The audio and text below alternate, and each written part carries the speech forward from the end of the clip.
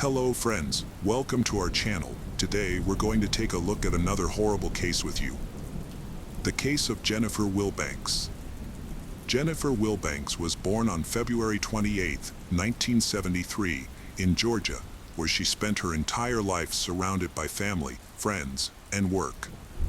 It was in Duluth that she met her fiancé, John Mason, who was also 32 years old. John came from a wealthy family that owned a private medical clinic in Duluth. His friends described him as a kind and caring person who was always willing to help those in need. Jennifer and John had been dating for about a year and seemed like the perfect couple. Everyone who knew them was excited when they announced their engagement. The wedding preparations were underway, and a lavish ceremony was planned for April 30th, 2005, with several hundred guests invited. However, just 4 days before the wedding, on April 26, 2005, John reported Jennifer's disappearance to the police. He claimed she had gone for an evening run and never returned.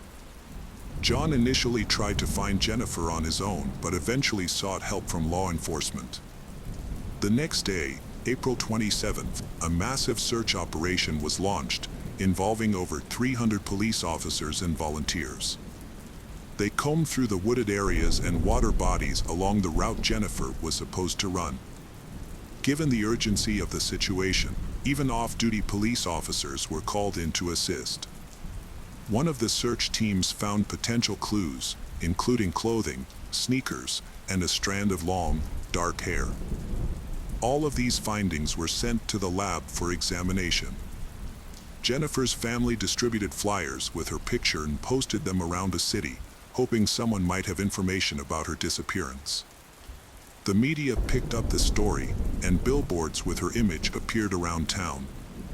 The police searched the home she shared with her fiancé, John, but found nothing suspicious. As the investigation continued, Major Donald Woodruff of the Duluth Police Department announced that Jennifer's disappearance was being treated as a criminal case, with the FBI and Georgia Bureau of Investigation involved. Despite a second day of searching, no signs of Jennifer were found. Her family was shocked and distraught, and they reached out to radio and TV stations to publicize her disappearance, suggesting that she might have been kidnapped and taken out of state. Jennifer's family begged her possible kidnapper to release her. The cable news channels extensively covered the story, raising questions about her disappearance. Jennifer was just 4 days away from her wedding. Her relatives, visibly distraught, made emotional appeals during press conferences and interviews. In this photo, a visibly distressed John Mason is shown comforting his mother-in-law. If you're familiar with true crime stories, you may have already pieced together the events surrounding Jennifer's disappearance. As the last person to see Jennifer alive, John became the subject of suspicion when searches yielded no results. Investigators sought to uncover the truth behind John's wholesome image. To those who knew him, he appeared to be a law-abiding citizen who attended church every Sunday and couldn't harm a fly. He was asked to take a lie detector test, but he declined. Instead, he took a private polygraph test with his lawyer present and gave the results to the police. However, this unusual action only heightened the detective's suspicions about John Mason. The test results did not conclusively determine whether John was involved in his fiancée's disappearance. To investigate potential motives, detectives conducted a thorough search of their home and seized 3 computers.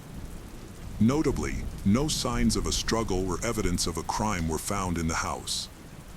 On the day before the wedding, Jennifer's family offered a $100,000 reward for information that could help find her, either dead or alive. The police held a press conference to announce that they were ending the active search. According to the police chief, they had exhausted all possible leads in the area and found no clues, leading them to call off the search. John Mason attended the press conference but did not speak to reporters. Jennifer's uncle speculated that John was simply unsure of what to say, which only fueled speculation about his involvement in her disappearance. Initially, the police found some items, including clothes, shoes, and a lock of hair, that they thought might be connected to Jennifer's disappearance. However, further investigation revealed that these items had no link to her case. The only suspect with a potential motive was John, and journalists were closely following him, making it seem likely that he was involved in her disappearance. However, no concrete evidence had been found. The next day, which was supposed to be Jennifer's wedding day, people gathered to pray for her safe return. On the evening of April 29th, John received a mysterious phone call from an unknown number. When he answered, he was shocked to hear Jennifer's voice on the other end.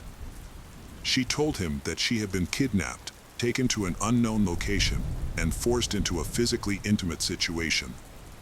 She was crying and said that after everything was over, she was released, but now she was lost and didn't know where she was. John was overcome with emotions as he spoke to Jennifer, trying to remain calm to keep her calm as well. He was relieved to know she was alive, but soon a new development would arise. After talking to John, Jennifer called 911 and reported her alleged kidnapping and release, stating that she was unsure of her location. The police investigation into Jennifer's disappearance led them to a payphone in Albuquerque, New Mexico, over 1,400 miles from her hometown of Duluth, Georgia. When officers arrived at the scene, they found Jennifer, who was reunited with her relieved family. The family praised the efforts of the community and the media, believing their attention had persuaded the supposed kidnapper to release Jennifer. However, during her interview at the police station, authorities noticed discrepancies between Jennifer's account of her ordeal and her actual appearance. She claimed to have been held captive by a man and a woman in their 40s, tied up in a blue van. But when FBI agents questioned her, they found numerous inconsistencies in her story. Confronted with these discrepancies, Jennifer confessed that she had fabricated the entire kidnapping. Jennifer had actually left her fiancé, John, by telling him she was going for a run, and instead boarded a bus to New Mexico. She explained that she had been overwhelmed by the pressure of her upcoming wedding and couldn't cope. Further investigation revealed that Jennifer had a history of problematic behavior, with 3 prior charges of shoplifting. Jennifer was involved in several incidents of theft before her infamous kidnapping case. In 1996, she stole $37 worth of goods from Walmart. The following year, at the age of 24, she was accused of stealing $1,740 worth of merchandise from a supermarket. She paid for the damages and completed community service, which led to the theft charges being dropped. However, in 1998, she was caught stealing again, with damages amounting to $98. There were also allegations of theft from families who had hired her as a nanny. These thefts were considered minor, and she managed to avoid imprisonment. After her disappearance and subsequent return, the attention shifted from the thefts to the large-scale search operation conducted by the state of Georgia, which cost nearly $60,000. Jennifer attributed her disappearance to the overwhelming pressure of her impending wedding. With numerous tasks to complete and limited time, she felt stressed and pressured.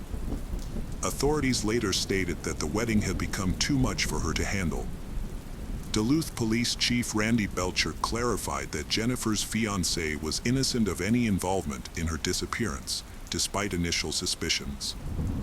Jennifer Wilbanks, dubbed the Runaway Bride, apologized publicly to her family, friends, and community for her disappearance. When she returned, her fiancé, John Mason, immediately gave her back the engagement ring she had left behind, signifying his ongoing commitment to their relationship. According to Mason, his commitment to Wilbanks was solidified when he proposed and gave her the ring, regardless of their unfinished wedding plans. Following her return, Wilbanks sought medical treatment to address underlying issues that contributed to her escape. However, her troubles persisted, and she was charged with making false statements related to her disappearance. This led to a guilty plea for perjury, resulting in 2 years of probation, 120 hours of community service, and a restitution payment of over $15,000 to the city. The situation took another turn when Wilbanks sued her now ex-fiancé, John Mason, in 2006.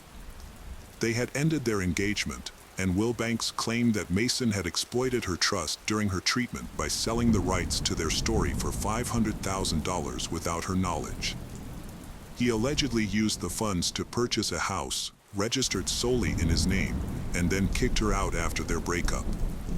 Wilbanks sought $250,000 as compensation for her share of the house and an additional $250,000 in damages. After the failed wedding, John Mason filed a countersuit against Jennifer Wilbanks, claiming he suffered emotional distress from being left at the wedding and suggesting she might have been involved in her own disappearance. In December 2006, both parties dropped their lawsuits, reportedly as part of a settlement. Meanwhile, Jennifer's notoriety caught the attention of global media, making her a temporary celebrity. In the aftermath, several products emerged, such as a runaway bride action figure and a hot sauce called Jennifer's Hightail and Hot Sauce. A musical play based on her story opened in Duluth, Georgia, in March 2008. Even a photo of her fiancé, John Mason, appeared in the house for the 2008 movie, The Grand. Eventually, John Mason married another woman in 2008 in a small ceremony at his parents' home. Jennifer also got married in 2010, but her marriage ended after 11 years, and she still resides in Georgia. The case of Diana Maria Cayer Lopez Pinal. Diana Maria Cayer Lopez Pinal was born on August 12, 1998, in Madrid, to parents Diana Cristina Lopez Pinal and Juan Carlo Cayer. She has a younger sister named Valeria. Her family was wealthy and everyone in the family was very close-knit. But their lives hit a snag in 2013 when Diana's parents divorced. However, the father still visits his daughter regularly on holidays. In the summer of 2016, Diana, her mother, and her younger sister spent their vacation in the small coastal town of Apab du Carmel, a place they had visited many times before. The town, with a population of around 10,000, is a quiet and picturesque retreat away from the hustle and bustle of city life. On the evening of August 21st, Diana told her mother that she was going to meet her friends at Val Inclin Park to celebrate the Feast of the Virgin Carmen. The park was close to their vacation cottage, and Diana often walked there. Her mother gave her permission to go. Diana spent a fun evening with her friends, she unaware that it would be the last time they would see each other. At around 2:30 a.m., she said goodbye to her friends and began her home. On the way, she ran into a friend, Paso de Ariel, near her favorite pizzeria. He was the last person to see Diana that night. The next morning, August 22, 2016, became a nightmare for Diana's mother, Christina. When she realized her daughter hadn't come home from the party, she grew concerned. Diana's phone was off, which only added to her worry. Without hesitation, Christina contacted the police and reported her daughter missing. According to Christina, Diana didn't have any serious emotional or mental health issues, despite her parents' divorce when she was younger. Police opened an investigation into Diana's disappearance, looking into the mysterious circumstances surrounding her disappearance. Diana's disappearance is a mystery that investigators must unravel. Their first clue came from the last message she sent to a friend in Madrid via WhatsApp. In these messages, Diana mentioned a stranger who was stalking her and shouting strange phrases, causing her to feel scared. Unfortunately, these were her last messages, after which she stopped replying to her friends' messages. During their search, they found a black hair band along the road that resembled the one Diana was wearing that night. Although this was the only evidence found at the scene of her disappearance, it gave investigators a clue to work with. Diana's friends had no information about her disappearance. Additionally, There were no CCTV cameras in the area where she was last seen. The street was dimly lit and deserted, with only a few garages and an old nightclub. Although some people reported seeing Diana get out of a car with 3 men and then get into another car, but these were not corroborated. The investigation into Diana's disappearance considered 2 primary theories. One possibility was that she was kidnapped by someone she knew. The other theory is that she was the victim of a random attack by a mentally unstable individual. Diana's mother proposed a third theory, speculating that her daughter might have been taken away by boat. New information emerged when Diana's friend and ex-boyfriend revealed that she had met a man from Morocco and purchased hashish with him. However, this detail only added to the complexity of the case.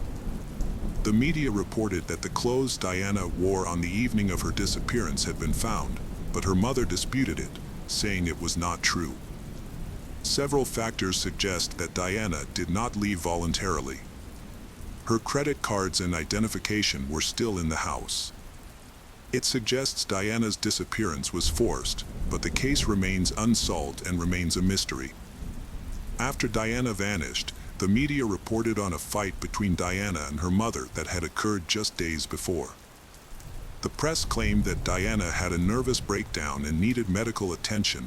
Her sister Valeria was also hospitalized with similar symptoms. To avoid conflict, the court awarded custody of Valeria to her father.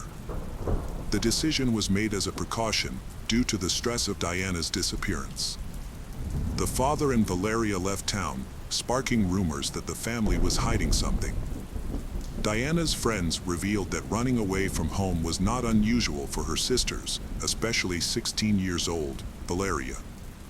The family dynamics were complex, and arguments between the mother and daughters were common. This information raises a question. If Diana regularly left the house without any problems, why was her mother so worried this time? On August 31st, Diana's parents failed to appear for a press conference, where they were expected to provide an update on the investigation into their daughter's disappearance.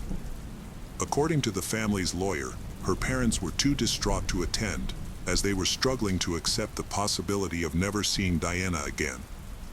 An article published in El Mundo on September 11th revealed new information about the family's situation. Contrary to the mother's claims that Diana did not have mental health issues, it was reported that Diana had previously gone missing for 3 days in April. During this time, she had turned off her phone and told her mother that she no longer wanted to live with her. The mother had not contacted the police, which raised concerns about her response to her daughter's behavior. Letters exchanged between Diana and her younger sister Valeria were also made public, shedding light on the emotional struggles both girls were facing. Valeria had been hospitalized multiple times in the past year, including one instance where she had to have her stomach pumped due to an overdose of prescription medication.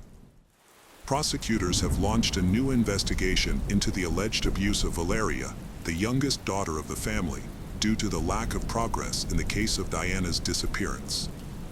The investigation into Diana's disappearance is currently in progress and is moving forward quickly. Forensic experts have analyzed several items belonging to Diana, including her toothbrush, comb, computer, diary, and prescription medication. Investigators have also questioned her acquaintances, including a young Moroccan man she had a brief relationship with. Unfortunately, these efforts yielded no results and police searches remained unsuccessful. The police have conducted extensive searches in the surrounding mountains, forests, rivers, and lakes. However, it appears that Diana disappeared at around 3 a.m., and the last signal from her phone was detected in the Tarragon area, 13 miles from her family's location. 72 days after her disappearance, Diana's case remains unresolved. However, police have found the hairband and a cell phone matching the description of Diana's phone. Her father has confirmed that the phone belongs to his daughter. 2 months after Diana went missing, her Facebook profile suddenly became active again. Her friends and family quickly informed the police and provided screenshots. It appeared that the Remind Password feature had been used, allowing someone to access her account without knowing her login details. This led to two possible explanations. Either Diana had forgotten her password and was trying to regain access, or someone else was attempting to break into her account. Diana's phone was a key element in the case, but it did not provide any useful information that could help explain her disappearance. The investigation finally made progress on November 10, 2006, when the driver of the car in which Diana was last seen was identified. The driver had a history of being involved in human trafficking, but this information was kept confidential to avoid jeopardizing the investigation. Initially, he had an alibi for the night of Diana's disappearance, as his wife claimed he was with her, which temporarily cleared him as a suspect. On December 25, 2017, a new piece of information came to light that greatly helped the investigation. A girl was attacked by a man who demanded her phone and threatened her with a weapon. She screamed, and a passing couple intervened, saving her from the assailant who attempted to drag her into his car. The traumatized girl quickly contacted the police, providing a description of the attacker and his vehicle's license plate number. The next day, the police arrested 41-year-old Jose Enrique Abuengay, who had a previous criminal record. Significantly, Jose Enrique was the same individual who had been detained in 2016 on suspicion of kidnapping Diana, but was released due to an alibi provided by his wife. Police re-questioned Jose Enrique and his wife. Following the interrogation, the wife admitted that her initial alibi had been false, and in reality, Jose Enrique was away from their home on the night Diana disappeared and did not return until 4 a.m. Jose Enrique initially claimed that he had accidentally hit Diana with his car and, fearing discovery and imprisonment, he had dumped her body. However, he later changed his story, confessing to kidnapping and murdering her. According to Jose Enrique's new testimony, he went to the beach to look for gasoline from abandoned cars, and that's where he met Diana. The confession of Jose Enrique reveals shocking and disturbing information. He kidnapped Diana, attempted to force her into a sexual act, and ultimately strangled her. This shocking confession sheds light on the case, confirming that Diana's disappearance was a heinous crime. The disappearance of Diana Maria Cayer Lopez Pinal has been a traumatic and lengthy case for her family and those following her case. The investigation lasted 494 days and was heavily covered by the media, with many unfounded and damaging rumors about her parents, causing them great distress and making the investigation more difficult. Despite these challenges, investigators persisted and eventually gathered enough evidence to identify the perpetrator. Diana's loved ones remember her as a beautiful, energetic young woman whose short life was unfortunately ended after an encounter with a violent man. Although Jose Enrique initially withheld information about Diana's whereabouts, he eventually revealed the location of her body, allowing her family and friends to hold a proper burial in January 2018. Her body was discovered in the well of an abandoned warehouse. The perpetrator, Jose Enrique, was sentenced to life in prison with the possibility of parole after serving 35 years. The case of Chris Watts. Shanann Rzucek and Christopher Watts, both from North Carolina, met in 2012. Shanann was from Aberdeen and Chris was from Spring Lake. They tied the knot on November 3, 2012, but not everyone was thrilled about their union. Chris's parents, Cindy and Ronnie Watts, didn't attend the wedding, with Cindy later explaining that she didn't get along with Shanann and didn't like how she treated her son. A year after getting married, Shanann and Chris moved to Frederick, Colorado, marking a fresh start in their lives. They were excited to start a family and eventually welcomed two daughters, Bella Marie, born on December 17, 2013, and Celeste Catherine, Cece, born on July 17, 2015. Shanann had been diagnosed with lupus, a chronic autoimmune disease, at a young age. Despite the challenges this presented for getting pregnant, Shanann defied the odds and became a mother twice. She was known for her kindness, compassion, and positivity, and was determined to create a happy life for herself and her family. Shanann was a loving and exceptional mother, and her vibrant personality drew people to her. Every morning, she would send her friends heartfelt texts that read, "Good morning, beautiful," making them feel cherished and uplifted.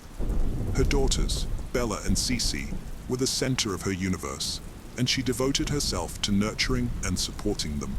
Shanann was active on social media, sharing videos that offered a glimpse into her daily life and that of her daughters. Her friends and family cherished these videos, which showcased her warm personality. In many of these videos, Shanann expressed her deep admiration for her husband, Chris, portraying him as a loving husband and father. However, those close to the family found Chris difficult to connect with on a deeper level, as he tended to keep to himself. Despite their reservations, Shanann's family and friends accepted Chris because of her deep love for him. However, the couple was struggling financially, and in June 2015, they filed for bankruptcy due to a heavy mortgage, multiple car payments, loans, medical bills, and significant credit card debt. At the time, Chris worked at Anadarko Petroleum, while Shanann worked at a children's hospital call center. However, by 2016, Shanann had changed careers, becoming a consultant for a multi-level marketing company, selling a nutritional supplement administered through a patch. Shanann loved her job, and it showed. As her co-worker Cynthia de Rosette put it, she had a way of making everyone she met feel her positive energy.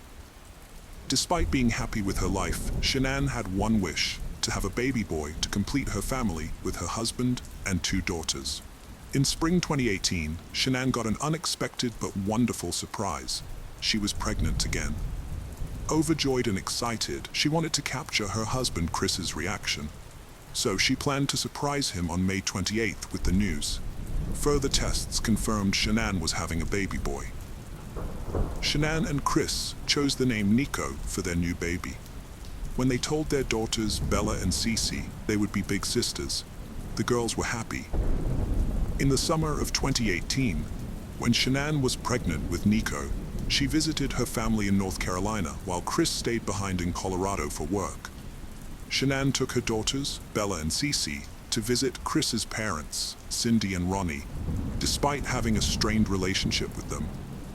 During the visit, Cindy prepared a snack for Cece without considering Shanann's prior warning about Cece's severe nut allergy. As a result, the snack contained peanuts, which put Cece's life in danger. Shanann was deeply disturbed by this incident, feeling that Cindy had recklessly disregarded her granddaughter's safety. Shanann expressed her outrage and disappointment in a text message to Chris, accusing his mother of intentionally trying to provoke her by putting Cece's life at risk. She urged Chris to confront his father about Cindy's behavior, implying that if Chris didn't take action, it would suggest he was complicit in his mother's harmful actions, and that Shanann's concerns for her children's safety were justified. While Shanann was visiting her family in North Carolina, she noticed a sudden change in Chris's communication style. He stopped responding to her messages and calls, leaving her confused and concerned.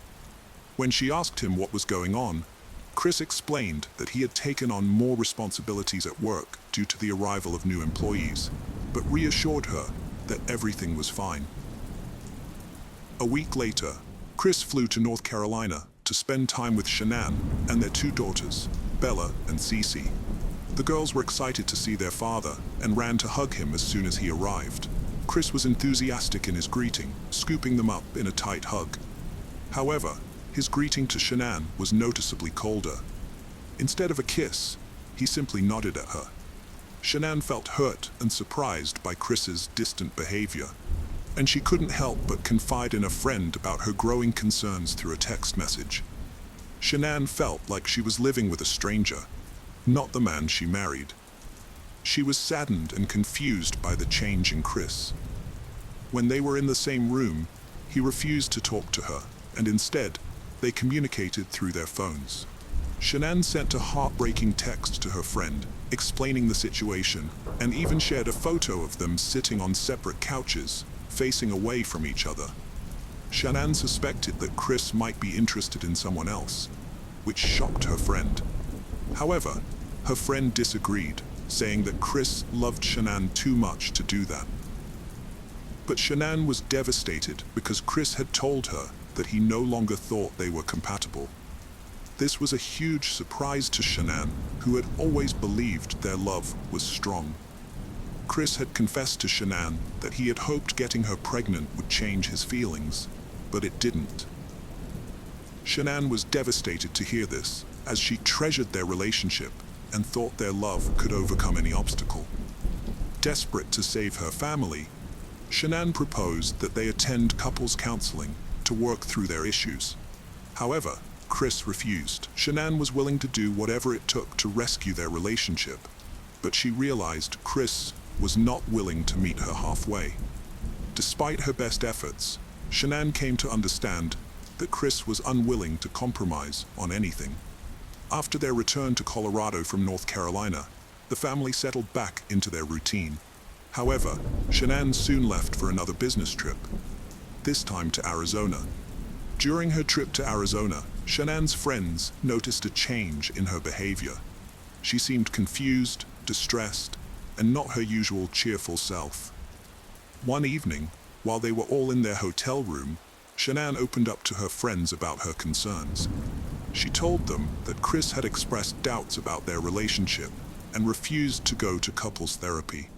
On August 11th, while Shanann was still in Arizona, she received a notification on her phone about a restaurant charge on her and Chris's account.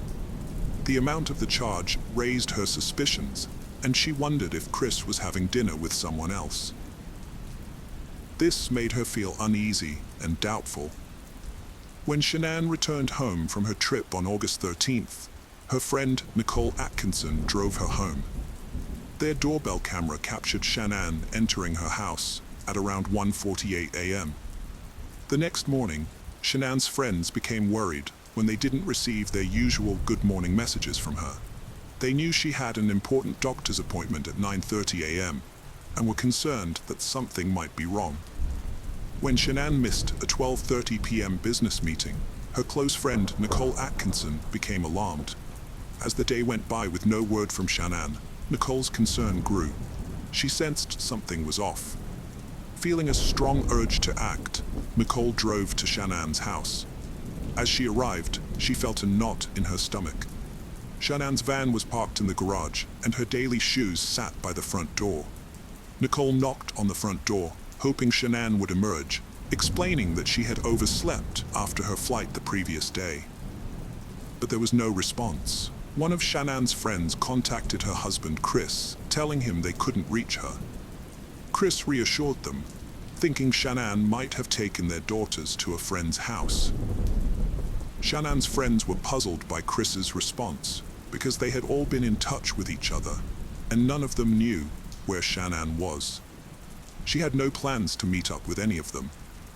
As a result, her friends told Chris they planned to contact the Frederick Police Department to report Shanann and their daughters, Bella and Cece, as missing. However, Chris did not want to involve the police. One of Shanann's friends, Nicole, was so worried that she went ahead and called 911 to report the three missing.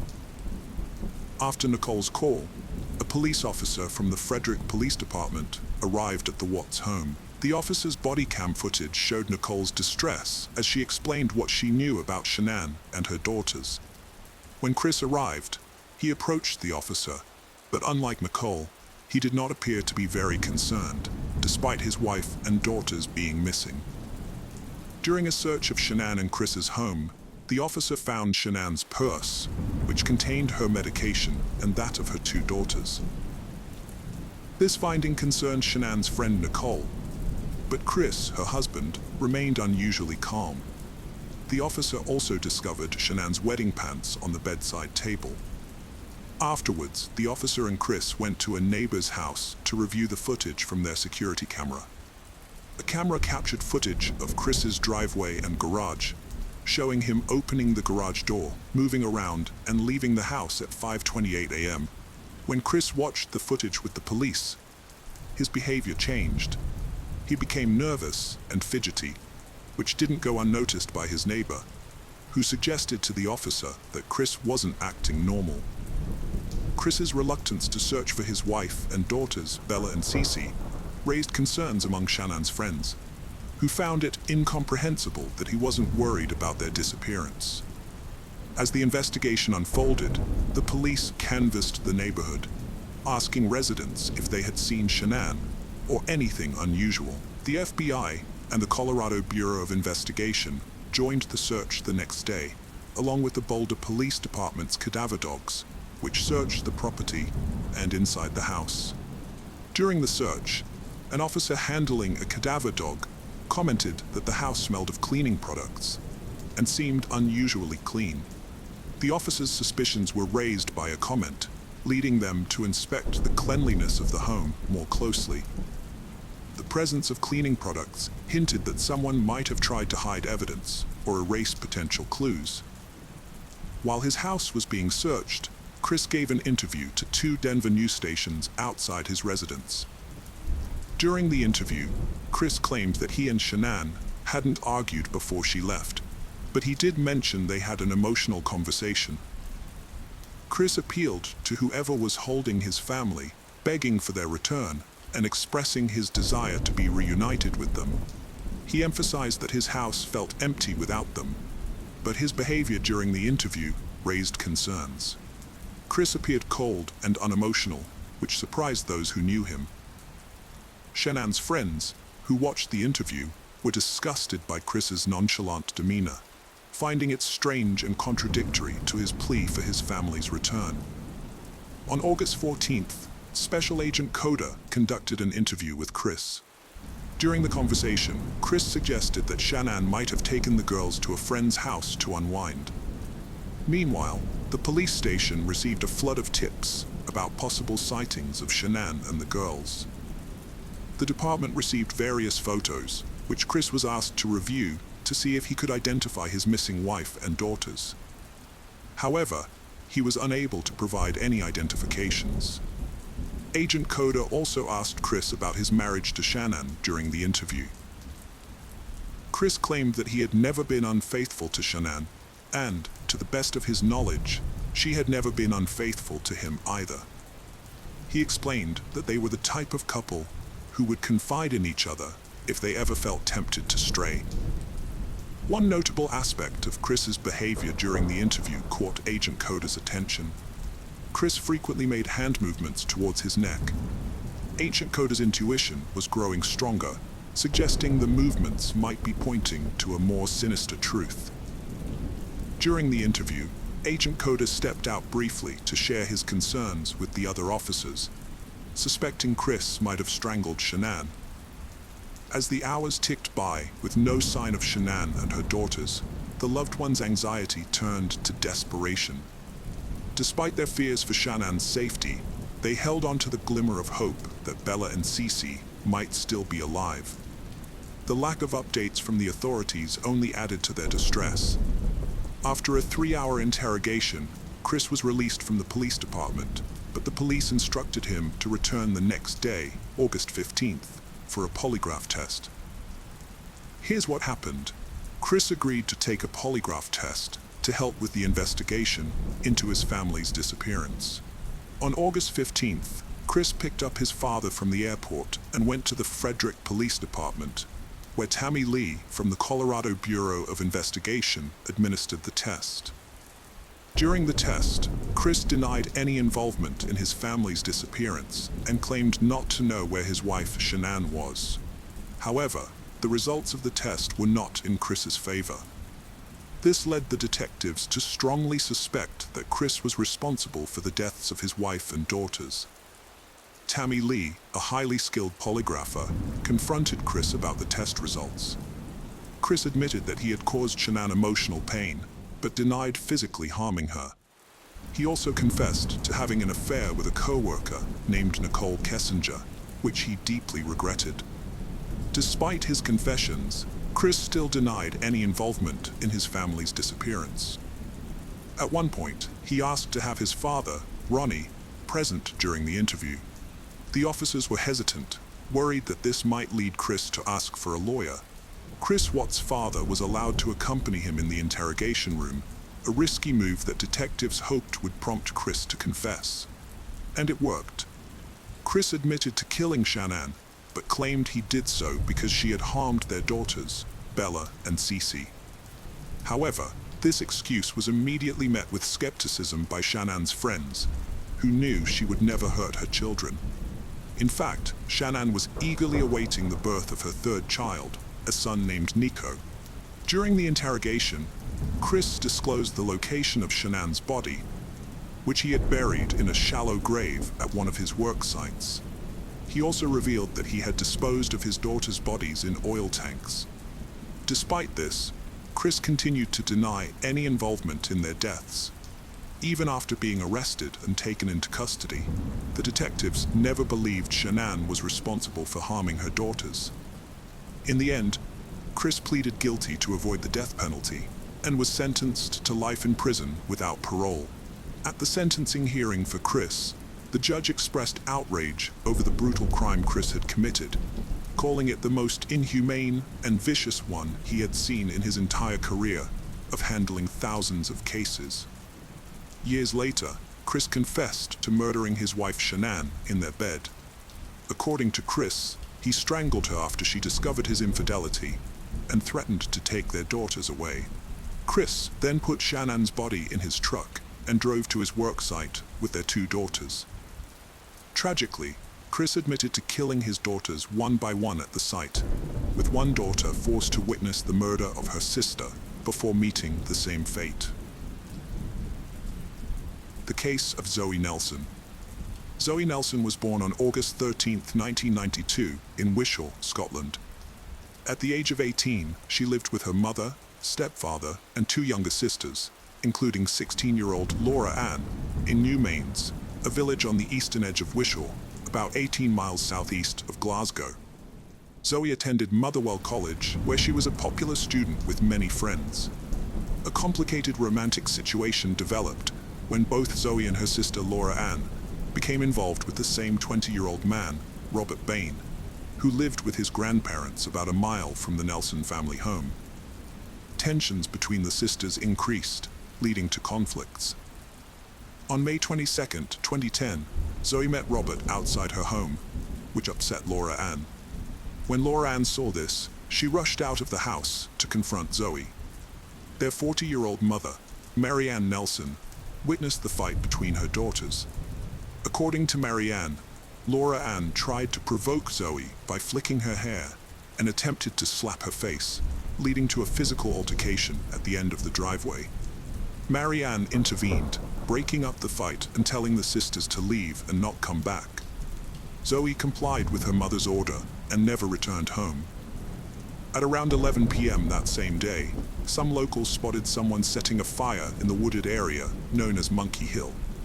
The smell of smoke drifted to nearby homes, but at the time, no one paid much attention. Zoe's aunt, 35-year-old Shirley Nelson, later remembered that night, describing how she was sitting in her garden in New Mains after finishing her second shift at work. She and her sister sat in the back of the house until about 11 p.m. when it got cooler and they smelled smoke. However, they didn't think anything of it because of the warm weather. The next day, Zoe's family tried to contact her, but no one answered. On the afternoon of May 23rd, Stuart Bell, a 45-year-old government employee from Wishaw, rode his motorcycle into a nearby wooded area and saw something strange. At first, he thought it was a charred tailor's dummy, but upon closer inspection, he realized it was a human body that had been badly damaged in a fire. He immediately went home to call the police, who arrived 15 to 20 minutes later. When the police arrived, they sealed off the area, as nothing so horrific had ever occurred there before. News of the body's discovery quickly spread, and when Zoe's family learned of it, her mother, Marianne Nelson, went to the police to report her daughter's disappearance, which had happened after they had fought, and Marianne told Zoe not to come home. The police soon broke the devastating news to the Nelson family. Zoe had fallen victim to a crime. Marianne issued a statement through the police, describing Zoe as a typical popular 17-year-old with a strong presence in the local community and many friends. In just a couple of months, she would have turned 18. Her family is deeply distraught over her loss. Zoe's stepfather, Daniel, and her sisters, Laura Ann and Ashley, are heartbroken about what happened, and the family is urging anyone with information to come forward and assist the police in their investigation. Hugh Logan, the principal of Motherwell College, where Zoe studied vehicle body repair, expressed shock on behalf of the college community upon learning the dreadful news of her death. He described Zoe as a very popular student and conveyed that the college's thoughts are with her family and friends. A thorough investigation of the scene spanned several days, with a team of at least 50 police officers working on the case. Detective Derek Robertson, part of the main investigation team, lamented the loss of Zoe's young life and vowed that his officers would not rest until the perpetrator was caught. He urged anyone who saw Zoe between 5 p.m. and 11:20 p.m. on Saturday night to come forward and assist the investigation. Robertson noted that, given the area's popularity on the hottest day of the year, numerous people would have been taking shortcuts and sunbathing, and that the police were particularly interested in speaking with those who may have used the dirt trails, including one that crossed near the location where Zoe's body was found. Zoe was about 5 feet 6 inches tall, with a heavy build and collar-length brown hair. At the time she went missing, she was wearing gray tracksuit bottoms, a white long-sleeve top, and black Nike trainers. The detectives have been reviewing CCTV footage, phone records, and computer data, as well as conducting door-to-door inquiries and speaking to Zoe's friends and family to try to recreate her last movements on May 26th. The police released video footage from a local shop where Zoe was seen just hours before she died. These small details were crucial to the investigation, as they helped the police trace Zoe's movements and ultimately led to the arrest of the person responsible for her death. After examining the crime scene, investigators found a red plastic sombrero-shaped cap from a Sierra Silver tequila bottle near the body and an empty bottle of the same brand on the other side of a small walkway nearby. Due to the body being exposed to fire for approximately 7 hours, forensic experts faced limitations in determining the exact cause of death.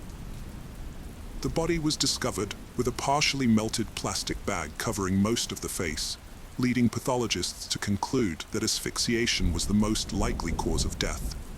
Despite the damage, the palm of the right hand remained relatively intact, allowing 2 DNA samples to be collected, one matching Zoe Nelson herself, and the other belonging to an unidentified male. Ultimately, the official cause of death was recorded as undetermined. By May 28th, police had gathered several witness statements that provided a disturbing account of Zoe's last days. One witness reported seeing Zoe with a heavily intoxicated and aggressive man at around 5:15 p.m. on May 22nd, who was hitting her on the head. Another witness claimed to have seen Zoe walking with a man with a tattooed face near his home in New Mains.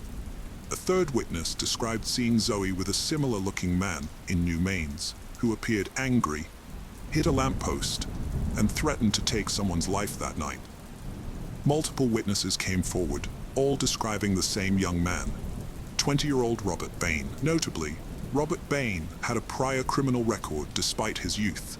He had served 18 months in prison for robbery and was released just 7 weeks before Zoe's death. Additionally, he had been arrested 4 times for possessing illegal substances, though as a juvenile, he faced minimal consequences. Investigators started to view Robert Bain as a prime suspect in the case. Before they could take further action, Bain surprisingly turned up at the police station in Wishaw around 5:50 p.m. on May 28th. He was clearly intoxicated, slurring his words, and wanted to make a statement. Bain claimed that a few days prior, he had been in Motherwell, where he got on a bus to return home. During the journey, he said, a man named Stuart Campbell boarded the same bus. Bain alleged that he approached Campbell and asked if he had been with Zoe on the previous Saturday night. According to Bain, Campbell's response was incriminating. "Yes, I took her life." This was the first mention of Stuart Campbell's name during the entire investigation, whereas Robert Bain's name had come up repeatedly. As a result, the police arrested Bain on the same day. A strong justification for Robert Bain's arrest would emerge during his trial. At the time of his arrest, Bain claimed to have last seen Zoe on the morning in May. However, forensic tests revealed incriminating evidence against him. A DNA sample from Zoe Nelson's hand revealed not only her own DNA, but also traces of another person's DNA, which matched part of Bain's DNA profile. Additionally, DNA evidence found on a tequila bottle and its cap, discovered near Zoe's body, matched both Zoe Nelson and Robert Bain. According to the forensic expert, this suggested that both individuals had consumed from the bottle and then replaced the cap. Expert Marie Campbell stated that the scientific findings indicated that Robert Bain's DNA was deposited between Zoe Nelson's fingers and on her right palm. The chances of the DNA found on the red plastic sombrero lid belonging to anyone other than Robert Bain were an astonishing 10 million to 1. Robert Bain was accused of being involved in Zoe Nelson's death due to multiple eyewitness accounts and DNA evidence. Despite this, he pleaded not guilty and acted defiantly, even confronting one of the investigators. He also denied an earlier alleged assault on Zoe, where a witness claimed he struck her on the head with his fist. Hundreds attended Zoe Nelson's funeral at Courtness Memorial Church on June 16, 2010. She was laid to rest at Campus Nathan Cemetery. Over 200 mourners, including her mother, sisters, and grandmother, gathered to pay their respects. Reverend Graham Rayburn led the service, noting the large turnout as a testament to Zoe's significant impact. He described her as a happy, cheerful teenager with a big heart who loved fast cars and ranges. Sadly, she never met her newborn nephew or got to contact her biological father. On March 1, 2011, Robert Bain's trial began, during which he maintained his innocence. Testifying in court, Zoe Nelson's teenage friends recalled a conversation they had with her a week before her death, in which she attributed her scratches and bruises to a fight with Robert Bain. According to her friends, Zoe described Bain as bossy, unstable, and prone to anger over minor issues. He also controlled her social circle, dictating which friends she could see. Although Zoe and Bain's relationship was relatively short-lived, given he had only been out of prison for 2 months, he exerted significant influence over her and also pursued a relationship with her 16-year-old sister, Laura Ann. Notably, Laura Ann was aware of her sister's death 5 days before the body was discovered by a passerby, but kept this secret until the trial, where it was revealed that Bain had taken Laura Ann to the location of Zoe's body. Laura Ann, who testified from behind a screen to avoid seeing Bain, recounted that on May 23rd, the day after her argument with Zoe, she visited Bain's address to return some clothes. Upon arrival, she observed that Robert seemed nervous and had been consuming vodka. They soon left the house, with Bain claiming he wanted to show her something. According to Laura Ann, he led her to the location where Zoe's body lay. Recognizing the ranger's tattoo on her arm, Laura Ann identified the body as her sister. During court questioning, Laura Ann stated that Bain had confessed to hitting Zoe, and when Zoe attempted to retaliate, he lost control and took her life. Bain then allegedly used gasoline in an attempt to eliminate any evidence of the crime. Laura Ann confessed to walking with Bain on the day following the discovery of the body. Afterwards, she visited his home, spending time in his bedroom, where they listened to music together. She also had a phone conversation with him that lasted around an hour. A friend of Laura Ann, who testified in court, recalled that Laura Ann seemed happy and normal, despite knowing her sister was dead. When questioned about why she didn't reveal everything to the police during her initial interrogation, Laura Ann explained that she was afraid that if she told them, her mother wouldn't believe her and would think she was responsible for Zoe's death. The jury heard testimony from Laura Ann Nelson, who stated that Robert Bain had threatened her saying she would face the same consequences as Zoe if she told anyone about his actions. On March 25, 2011, a jury of 7 men and 7 women delivered a unanimous guilty verdict. As the verdict was read, Bain became violent, requiring physical restraint. Handcuffed, he jumped up in the dock, struggling with security officers and police, and headbutting one of them. He also shouted insults and threats at Zoe Nelson's family, forcing the courtroom to be cleared while order was restored. After a 20-minute adjournment, Judge Lady Dorian agreed to proceed with the trial in Bain's absence. In a separate matter, Robert Bain was acquitted of stealing alcohol from an Asda store in New Mains on May 22nd, as well as disorderly conduct related to yelling, cursing, and waving a knife in various streets in Wishaw on the same day. Bain was also acquitted of stealing Zoe's cell phone, which was found in the woods, and of threatening a police officer during an interview at the Motherwell police station on May 28th.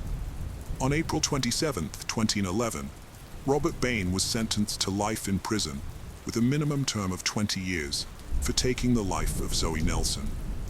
He received another 6 years for the obstruction of justice charge, and both sentences were to be served concurrently. The judge, Lady Dorian, described the crime as appalling and shocking. On Christmas Eve 2022, 29-year-old Laura Ann Nelson was found dead in her apartment after not being heard from for days. She was left with 2 children, ages 3 and 4. Her death was not considered criminal, as she had health problems, namely type 1 diabetes. The case of Dana Ireland. Dana Marie Ireland was born on December 12, 1968, in Fort Belvoir, Virginia, to John Ireland and Mary Louise Crank. She was the youngest daughter with an older sister, Sandra, who was 7 years her senior. In 1991, when Dana was 23, she visited her sister in Hawaii with her parents. On December 24th, Dana borrowed her sister's bike for a ride. However, she never returned. Her bike, shoe, and a clump of hair were later found on the side of the road, but Dana was nowhere to be seen. The condition of the bike suggested that Dana had been struck by a vehicle. The impact was severe, causing significant damage to the bike's wheels and steering wheel. Unfortunately, hopes that the driver who hit Dana had taken her to the hospital were short-lived. Tragically, Dana was found 5 miles from where her bike was discovered. She had suffered severe injuries to her body and head, and her lower body was exposed. The evidence suggested that Dana had not only been hit by a car but had also been taken advantage of while she was vulnerable. Nurse Jerry Gallagher is haunted by a traumatic event that occurred on Christmas Eve 1991. A friend, Brian, arrived at her home on Satellite Road in a rural area 25 miles southeast of Hilo. He had found she, Dana Ireland, severely injured and in need of medical attention. Gallagher, who was licensed to provide care, accompanied Brian to the scene, just a mile from her house. Upon arrival, she found Dana lying on the ground, naked from the waist down, with severe bruises on the inner sides of her legs. Gallagher attempted to administer first aid using a kit, but Dana's most critical injury was a severe head wound on the back of her skull. When Gallagher inquired about her identity, Dana's response was incoherent, seeming to utter the words, "is land." Gallagher then asked who was responsible for her condition, but Dana's answers remained unclear. Dana did, however, repeatedly request Gallagher to return her keys so she could drive home. Gallagher made an effort to keep her awake while awaiting further assistance. Due to the area's lack of phone services, significant delays occurred before an ambulance finally arrived more than 2 hours after the initial call for help. Moreover, further complications arose when the emergency services dispatcher mistakenly relayed the wrong location for the incident. These factors collectively resulted in an additional 34-minute delay for Dana to receive the medical attention she required.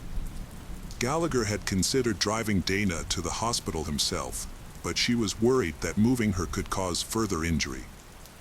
She has since struggled with the decision and the fact that it took so long for help to arrive. An ambulance finally brought Dana to Hilo Hospital at 7:56 p.m. Unbeknownst to her parents, John and Mary Louise, who were searching for her, Dana was the injured woman being treated at the hospital. They had found her damaged bicycle by the side of the road and were trying to locate her. At the time, Mary thought someone had hit Dana and taken her to the hospital. John stayed near the bike while Mary and their eldest daughter Sandra went to the hospital to look for Dana. When the ambulance arrived with Dana, Mary and Sandra were already there. Despite the doctor's best efforts, they were unable to save Dana. She was pronounced dead at 12:25 a.m. due to severe injuries sustained in a motor vehicle accident, including blood loss and trauma to her head, pelvis, and abdomen. Dana's family was shocked by her death, which permanently altered their lives. As time passed, they would face another challenge, a long and arduous search for suspects and subsequent trials. The police investigation was described by local newspapers as intense. They discovered a T-shirt at the crime scene that belonged to the perpetrator. They also seized a sheet from the hospital with semen stains on it, which was crucial evidence since Dana had semen on her body when she was admitted. Furthermore, a bite mark on Dana's body matched the teeth print of her attacker. The authorities obtained a DNA sample from the perpetrator, but this was of limited use in 1991. The tire tracks from the bike and the secluded area where it was found provided few leads. Despite interviewing residents, the investigators could not find any witnesses who saw the car that hit Dana's bike, likely due to the remote location and poor road conditions, which deterred cars from traveling there frequently. The investigation into the Dana Ireland case had reached a dead end due to a lack of witnesses and evidence. However, a breakthrough occurred when John Gonzalez contacted the Hawaii County Police in May 1994. Gonzalez was involved in a high-profile case involving illegal substances, but he received a suspended sentence due to his cooperation with the police. Gonzalez revealed that his half-brother, Frank Pauline, had important information about the Dana Ireland case. Frank Pauline stated that brothers Albert Ian Schweitzer and Sean Schweitzer were involved in the attack on Dana Ireland. The Schweitzer family lived next door to the Frank Pauline family, and their families did not get along. According to Frank Pauline, he was present when the Schweitzers attacked Dana Ireland. They allegedly ran her over, put her in the trunk, and took her to another location. Based on Frank Pauline's statements, the police made Albert Schweitzer, Sean Schweitzer, and Frank Pauline the main suspects in the case. Frank Pauline Jr. was born on April 27, 1973, in Fremont, California, to Frank Sr. and Patricia Pauline. He grew up in Puna, Hawaii, where he became a father of 3 sons by the age of 20. However, Frank had a history of run-ins with the law, starting at the age of 9. By February 8, 1983, Frank Pauline had been caught in a burglary. As he got older, the severity of his crimes increased. In February 1994, he was sentenced to 10 years in prison for harassment and robbery. Despite this, Pauline continued to commit crimes, earning him the nickname Walking Crime Wave from prosecutors. After being sentenced, Pauline was taken into custody to start his prison term. However, he managed to escape and was classified as a fugitive. He was eventually recaptured in Honolulu a few days later. 3 months after Pauline received a 10-year sentence, his brother John Gonzalez contacted the authorities and provided information about the Dana Ireland case. Pauline and Gonzalez decided to cooperate with the investigation, which could potentially reduce Pauline's sentence. John Gonzalez was initially a questionable source of information, but after speaking with investigators, the case against him for illegal substances was closed, and he received a suspended sentence. Pauline claimed to have information about the Dana Ireland case and was interrogated by investigators from the Big Island. The 90-minute interrogation took place in Honolulu, where Pauline was in custody. During the interrogation, Pauline provided details about the attack on Dana, Ireland, and reconstructed the crime scene on the Big Island, showing detectives the locations he mentioned earlier. Pauline told detectives that on December 24, 1991, brothers Albert Ian and Sean Schweitzer picked him up at his home in a purple Volkswagen Beetle. Albert Ian was driving. Before they saw a woman on the side of the road, they stopped to take illegal substances. As they approached an intersection near Kapaho, they saw she standing on the side of the road. Pauline recalled Albert Ian pointing her out, saying, "Look at that girl," but they initially continued driving.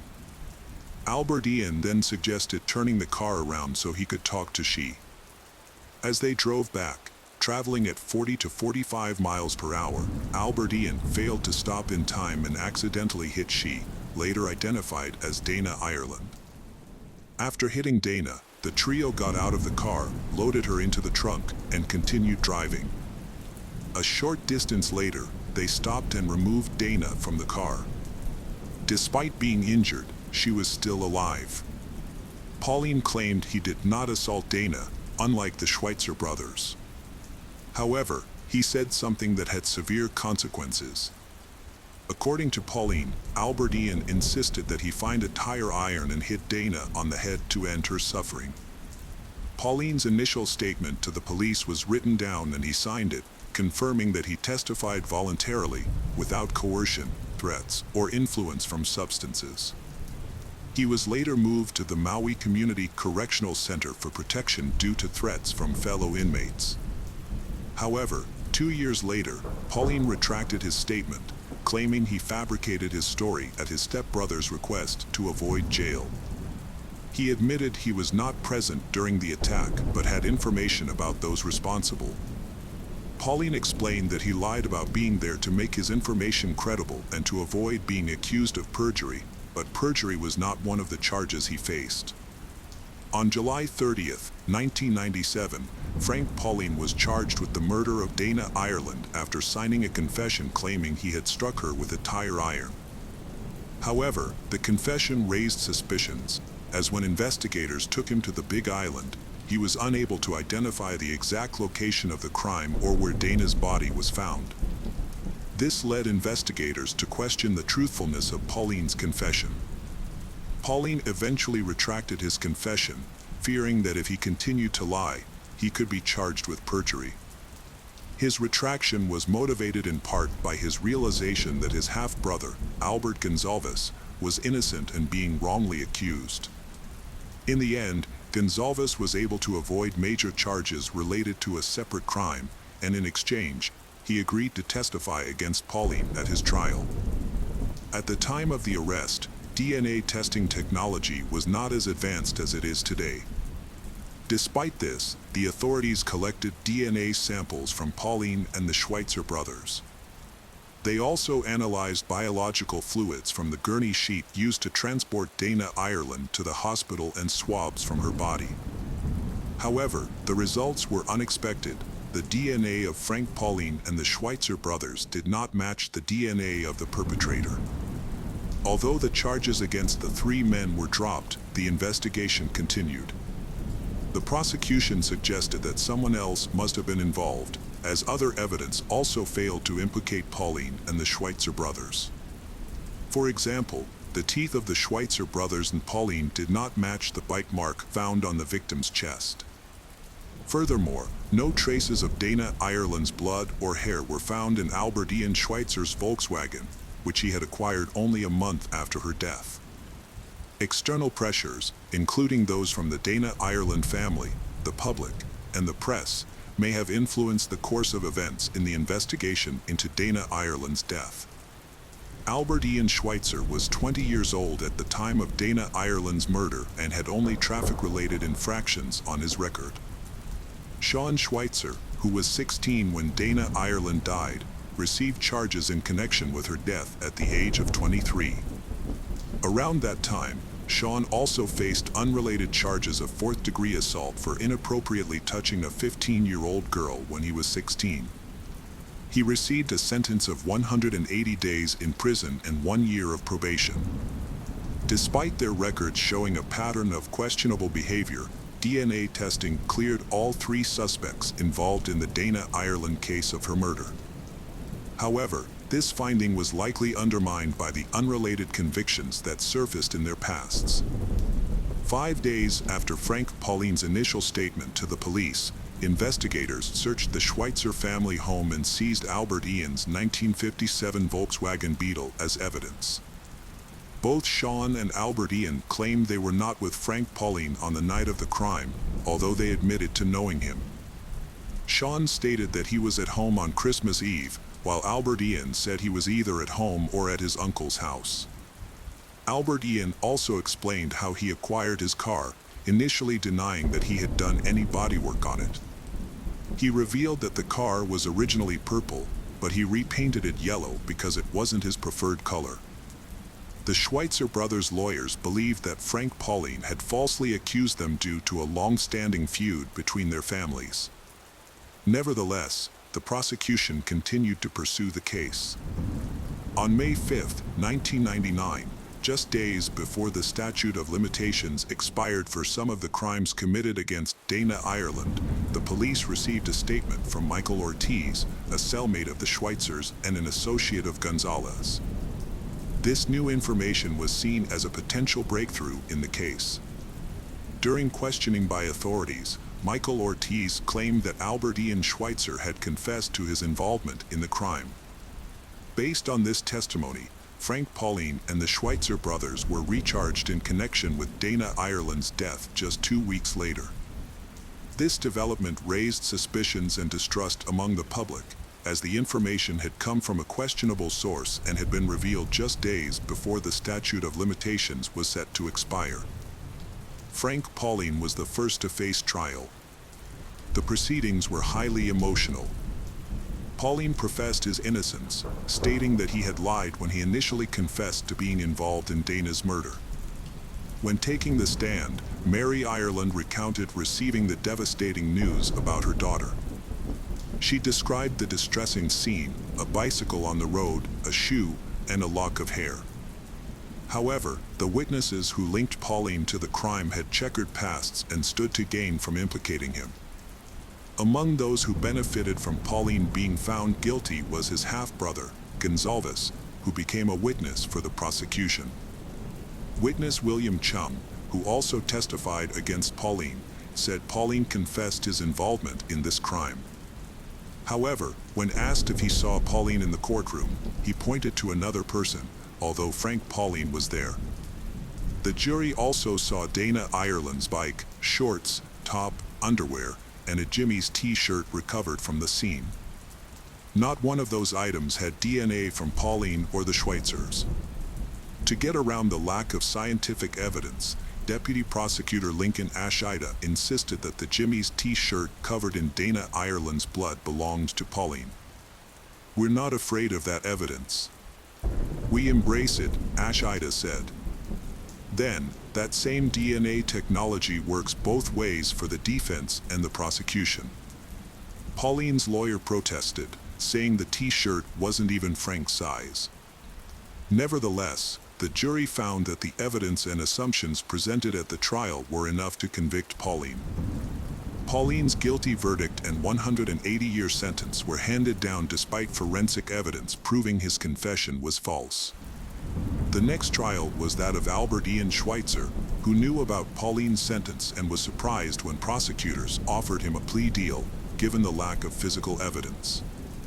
Albert Ian Schweitzer rejected the offer, maintaining his innocence.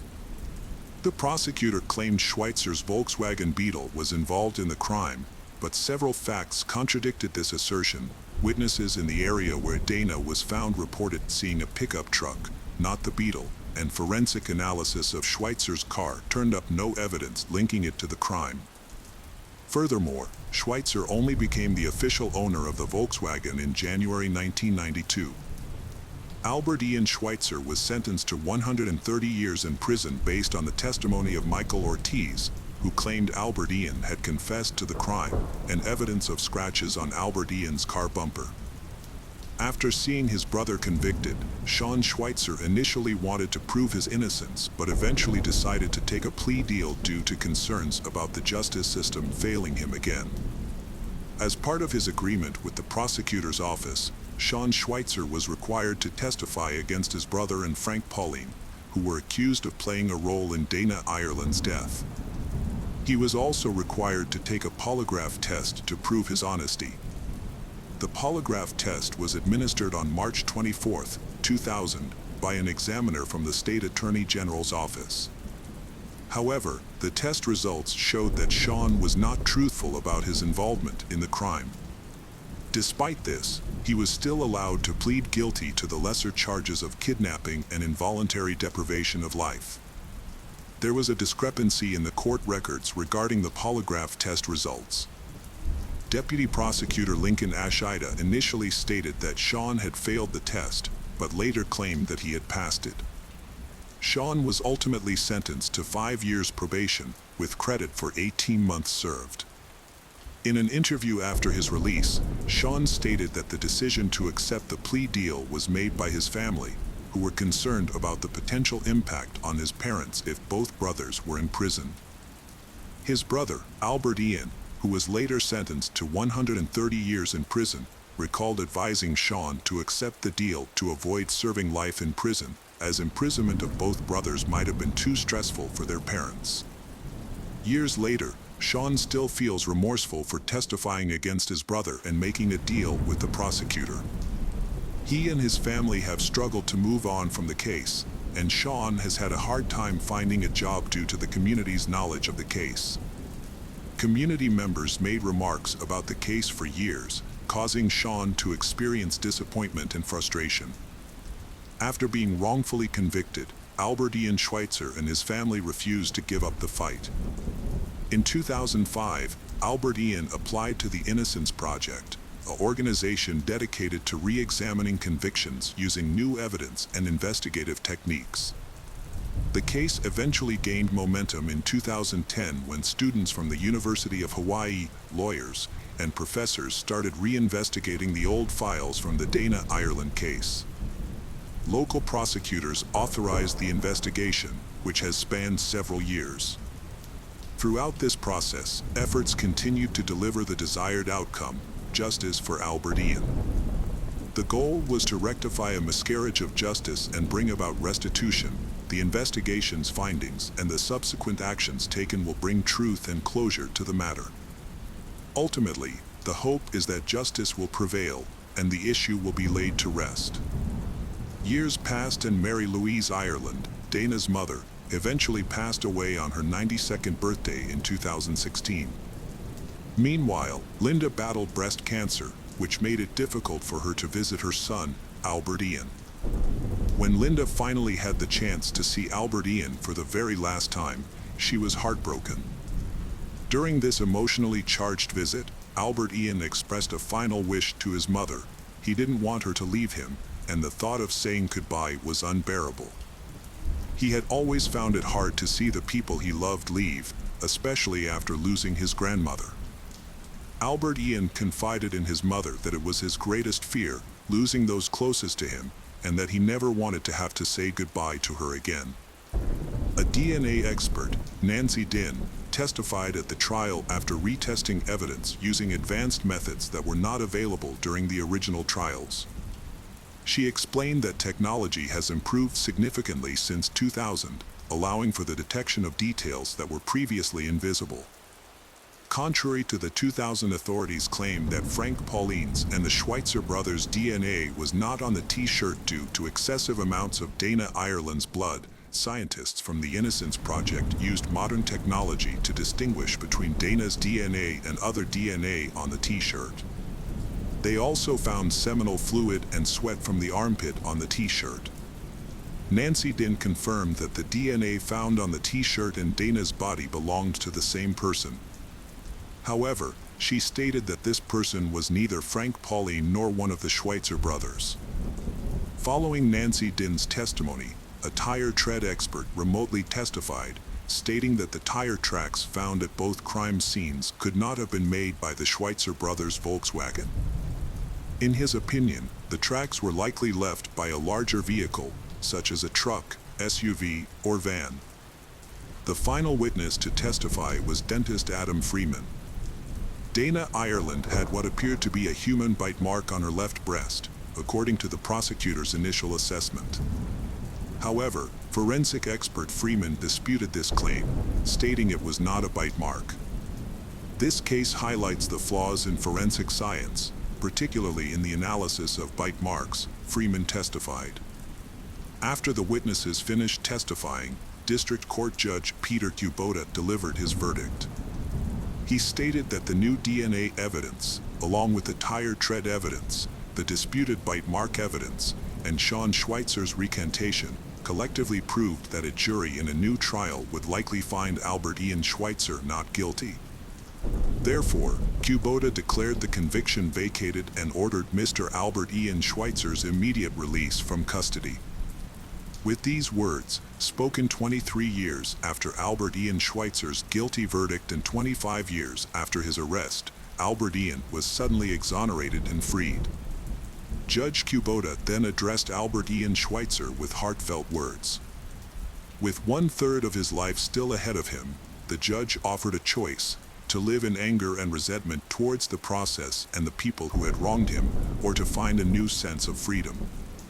Kubota suggested that Albert Ian make the most of this opportunity, surrounded by his family, who had come to support him.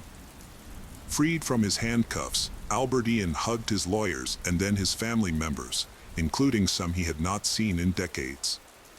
His mother was overcome with emotion in his arms. Albert Ian's young son, who had grown up without his father, was also in the courtroom and shared a hug with him. His younger brother, Sean, was there too, with a warm smile and open arms. As a result of Albert Ian's acquittal, his brother Sean's lawyer is now seeking to have his own criminal record cleared. The story serves as a reminder of the tragic fate of Frank Pauline, who died in prison in New Mexico in 2015. Pauline was attacked by a fellow inmate, Daniel Hood, who was serving time for taking 2 lives. On April 27, 2015, Hood attacked Pauline in the recreation yard at the Southern New Mexico Correctional Facility, striking him 3 times on the back of the head with a rock. The motive behind the attack was Hood's belief that Pauline was a snitch. Despite efforts by the medical staff, Pauline could not be saved. In response, his family's lawyer plans to file a petition for his posthumous rehabilitation. Albert Ian Schweitzer finds the transition from prison life to freedom extremely difficult. He shares that adjusting to life outside of prison has been more challenging than he anticipated. Most days are a struggle with anxiety. While Albert Ian may be eligible for compensation for wrongful imprisonment, which could award him $50,000 for each year spent in prison, the process is not straightforward. His lawyers are working diligently to ensure he receives the compensation he is owed. The Dana Ireland case remains unsolved 3 decades later, but investigators are hopeful that advances in DNA testing and genealogy will help them identify the person responsible for destroying the Dana family's life. The case of Hannah Clark. Hannah Clark was born on September 8, 1988. By 2020, she was a devoted mother of 3 young children, 2 sweet girls, Aaliyah and Liana, and a rambunctious boy named Trey. Hannah's loved ones remember her as a kind and gentle soul with a bright smile that could light up anyone's heart. She was a selfless and caring mother who gave her all to her children. Hannah's family life was marked by her relationship with her ex-husband, Rowan Baxter, a rugby player for the New Zealand Warriors team. Despite their significant age difference, they formed a strong bond, which deepened over time.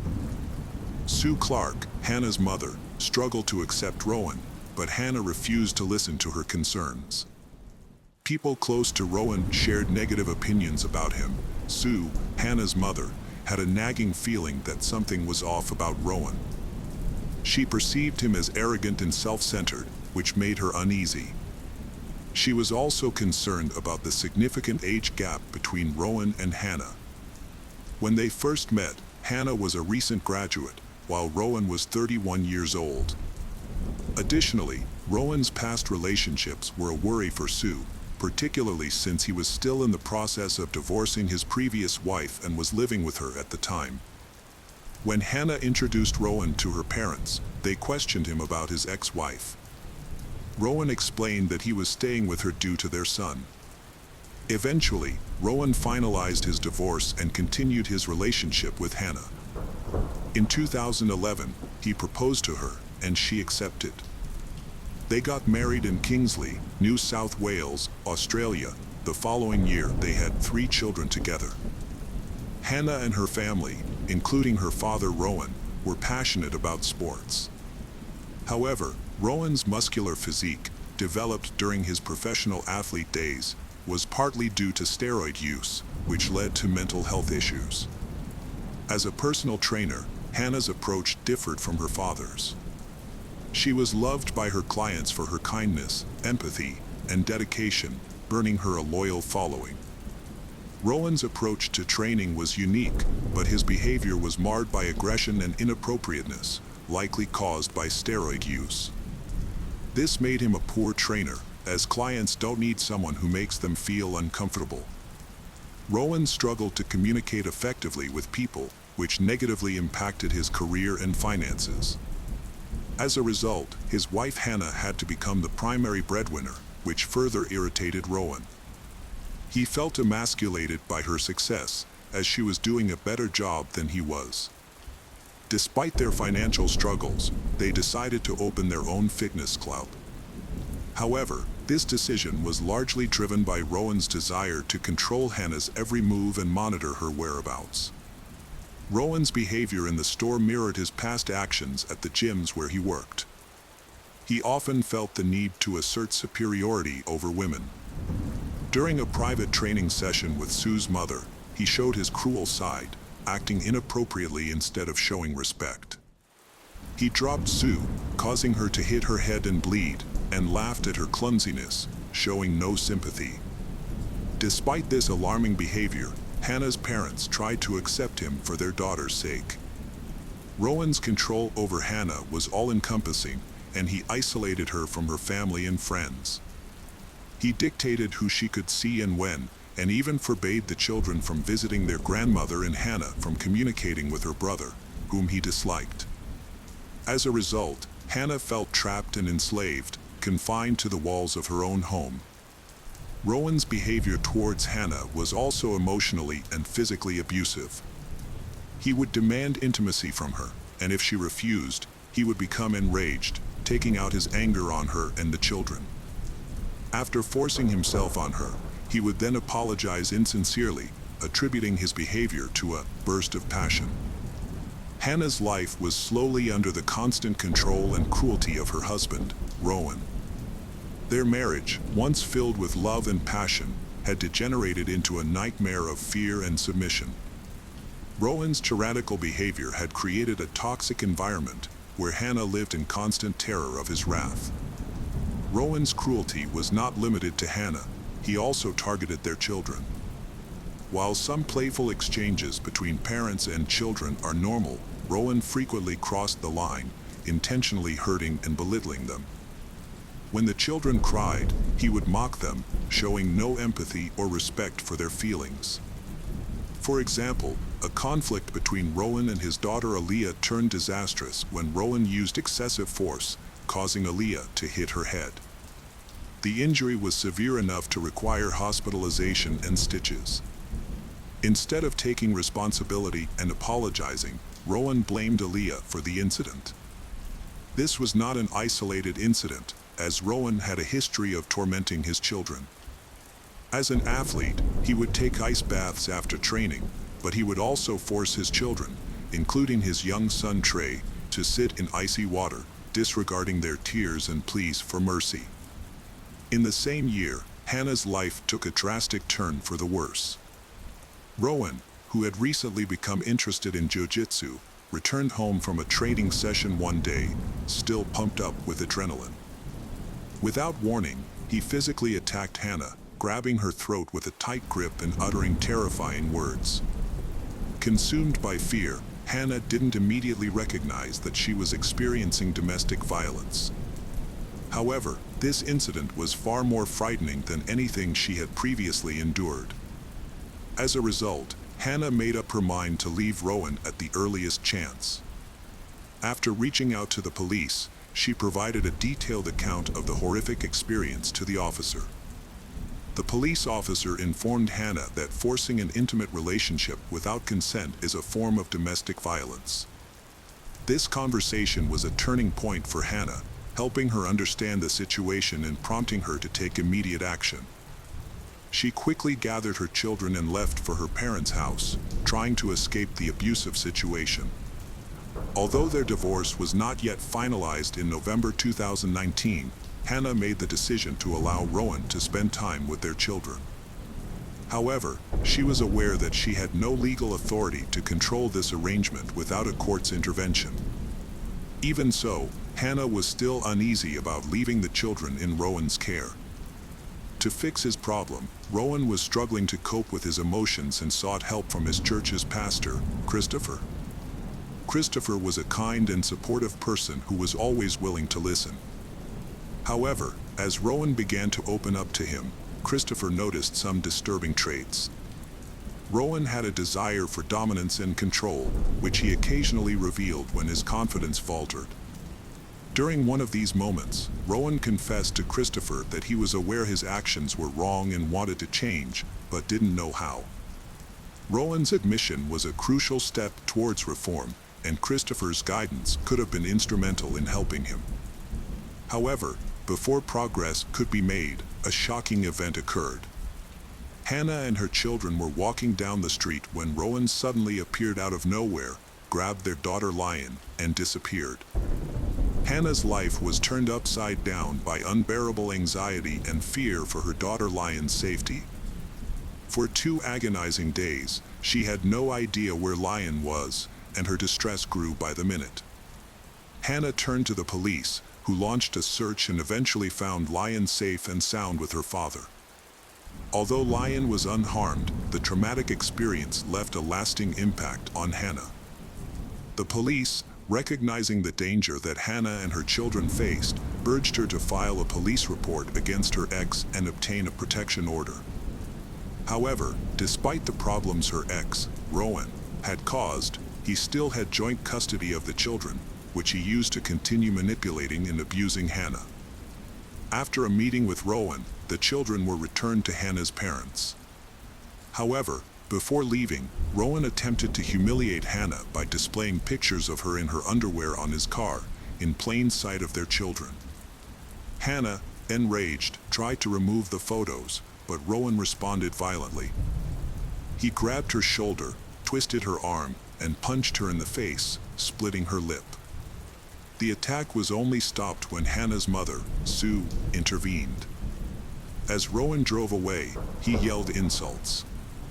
Hannah, traumatized, immediately reported the incident to the police, as it was a clear violation of the protection order. Unfortunately, the authorities were unable to respond in time, which ultimately led to a tragic outcome. It was a typical morning on February 19, 2020. Hannah grabbed her car keys and left her parents' house to drop off her 3 kids at kindergarten.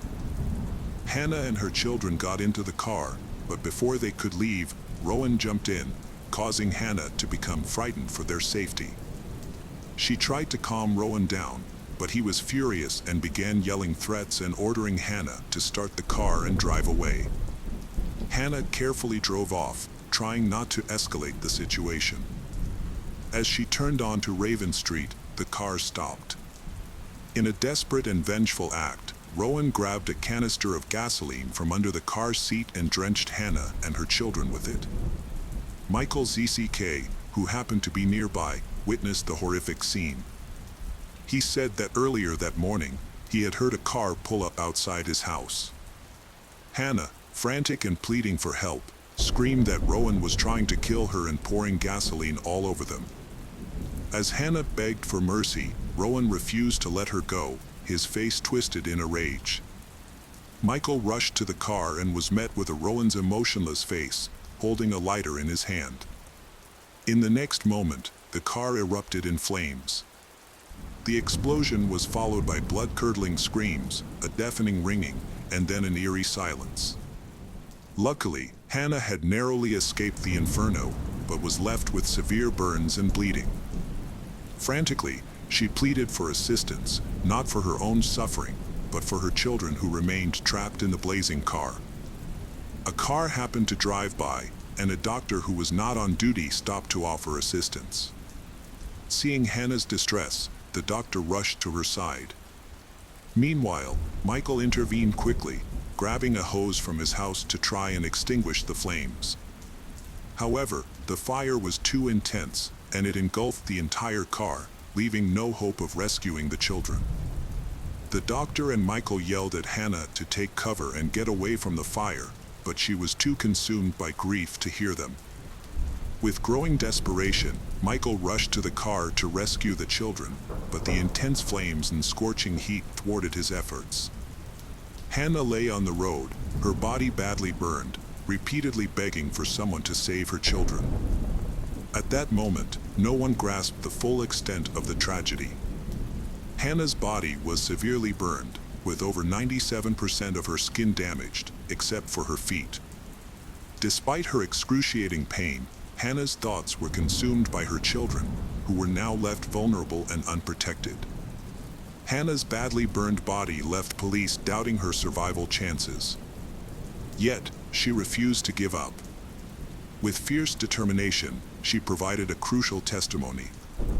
Police officer Angus Cook carefully recorded every word Hannah spoke as she struggled to recount the events leading up to her tragic situation. With great difficulty, Hannah managed to name her ex-husband, Rowan Baxter, as the person responsible for her ordeal, and provided a detailed account of what had happened. As Hannah's voice grew weaker and her body frail, Officer Angus remained by her side, offering words of encouragement and praise for her bravery. He reassured her that she had already done enough and that everything would be okay. Hannah was on the brink of death, yet she didn't fully grasp the horror unfolding around her. When questioned about whether Rowan had threatened her earlier, she replied that he hadn't. As doctors approached to alleviate her suffering, she lost the ability to speak. Meanwhile, Rowan Baxter's behavior was erratic. Despite suffering severe burns covering 80% of his body, he managed to exit the car unassisted. Rowan sat on the road, staring at the burning vehicle. After a brief moment, he inexplicably climbed back into the car, which was engulfed in flames. A witness, putting their own life at risk, attempted to extinguish the fire at the back of the car. It was then that Rowan retrieved a knife from the vehicle and began to chase people away, preventing them from putting out the flames. The children, trapped in the burning car, had little chance of survival. Nevertheless, bystanders refused to give up their efforts to save them. Rowan refused to let anyone approach the car, claimed them to a horrific death. In a final, selfish act, he stabbed himself with the knife. Despite her own life-threatening injuries, her primary concern was for the health of her children and her desire to reveal the truth. Tragically, Hannah passed away in the hospital on the same day, at the young age of 31. Hannah was a victim of severe domestic violence, which also affected her children. She fought tirelessly to protect her family from their abuser, but sadly, her efforts were ultimately unsuccessful. Throughout her daily struggles, Hannah showed immense courage, standing up for her loved ones despite the numerous challenges she faced. For days later, a massive gathering took place to pay tribute to Hannah and her children. A lasting memorial, Hannah's House, was also created in Camp Hill, where a tree planting ceremony was held in her honor, accompanied by a plaque that tells the story of her life. The case of Agnes Klavina. Agnes Klavina was born on July 8, 1984, in Riga, the capital of Latvia. She was the younger of two daughters, with her sister Greta being only a couple of years older. As a result, the two sisters were extremely close and friendly. Their parents made every effort to provide their daughters with a good education and support their dreams. Agnes developed into a sociable, cheerful, and active individual. She excelled in school, participated in sports, and had many friends. Her future aspirations involved a career in tourism or entertainment, as she loved traveling and organizing leisure activities. With her striking appearance and impressive physique, Agnes consistently received attention and compliments from men. From a young age, Agnes had numerous admirers vying for her attention. Following her graduation from school, she worked in the service industry while taking language courses and studying tourism management. At the age of 20, Agnes relocated from Latvia to the United Kingdom, settling in London. She believed that this move would provide her with greater opportunities to unlock her full potential and showcase her talents. Parents and an older sister were supportive of her decision. After the move, Agnes met Michael Mills, an older man with a good education and a thriving business. He owned a small movie theater and entertainment complex and was considered successful. Agnes and Michael quickly hit it off and began dating. Michael showered Agnes with expensive gifts, and they traveled together, making plans for their future. They were truly in love and happy, and it seemed like a long and prosperous life awaited them. According to those close to Agnes, this was her first true love. She glowed when she was with Michael and dreamed of becoming his wife. In 2014, Agnes was offered a 3-month contract as an administrator at a popular nightclub in Marbella, Spain. Although this meant a temporary move, Agnes didn't want to pass up the opportunity. Michael couldn't leave his job to go with her, but he didn't oppose her signing the contract. For Agnes, it was a chance to gain experience and potentially develop her career in a new field. Marbella is a renowned and appealing resort on the Mediterranean coast, attracting vacationers from worldwide, particularly affluent individuals seeking entertainment and luxury. It's a popular spot for celebrities, athletes, and business moguls. Agnes, being a sociable person, enjoyed working in such a vibrant environment. Before relocating, she visited her family in Latvia and shared the news about her 3-month employment contract. She also announced her plans to marry Michael after returning to England, which delighted her parents and sister. In late May 2014, Agnes moved to Spain with only the essentials, leaving her lover Michael in London. Despite the distance, they maintained daily communication through phone calls and video chats, keeping each other updated on their lives. Agnes Klavina was active on social media, where she shared daily updates about her life through photos, videos, and stories. As a result, she gained a large following of people who were interested in her activities and work. Her posts made it clear that she lived a busy, exciting life and made the most of every day. When her employment contract ended, Agnes decided to extend her stay in Spain for a few more months. It was the start of the peak tourist season in the resort town, and she saw an opportunity to earn a good income. After discussing her plans with her boyfriend, he gave her his support and promised to visit her for a few days. They had been apart for a long time and were eager to see each other. Agnes quickly found a new job as a hostess at an upscale restaurant and renewed her apartment lease. In September, her boyfriend, Michael, visited her as planned. They spent their time together having fun, making plans for their upcoming wedding, and researching honeymoon destinations. However, their time together was short-lived, as Michael returned to London less than a week later. Agnes was left to work in Spain for another month, after which she intended to visit her relatives in Latvia and then join Michael in England.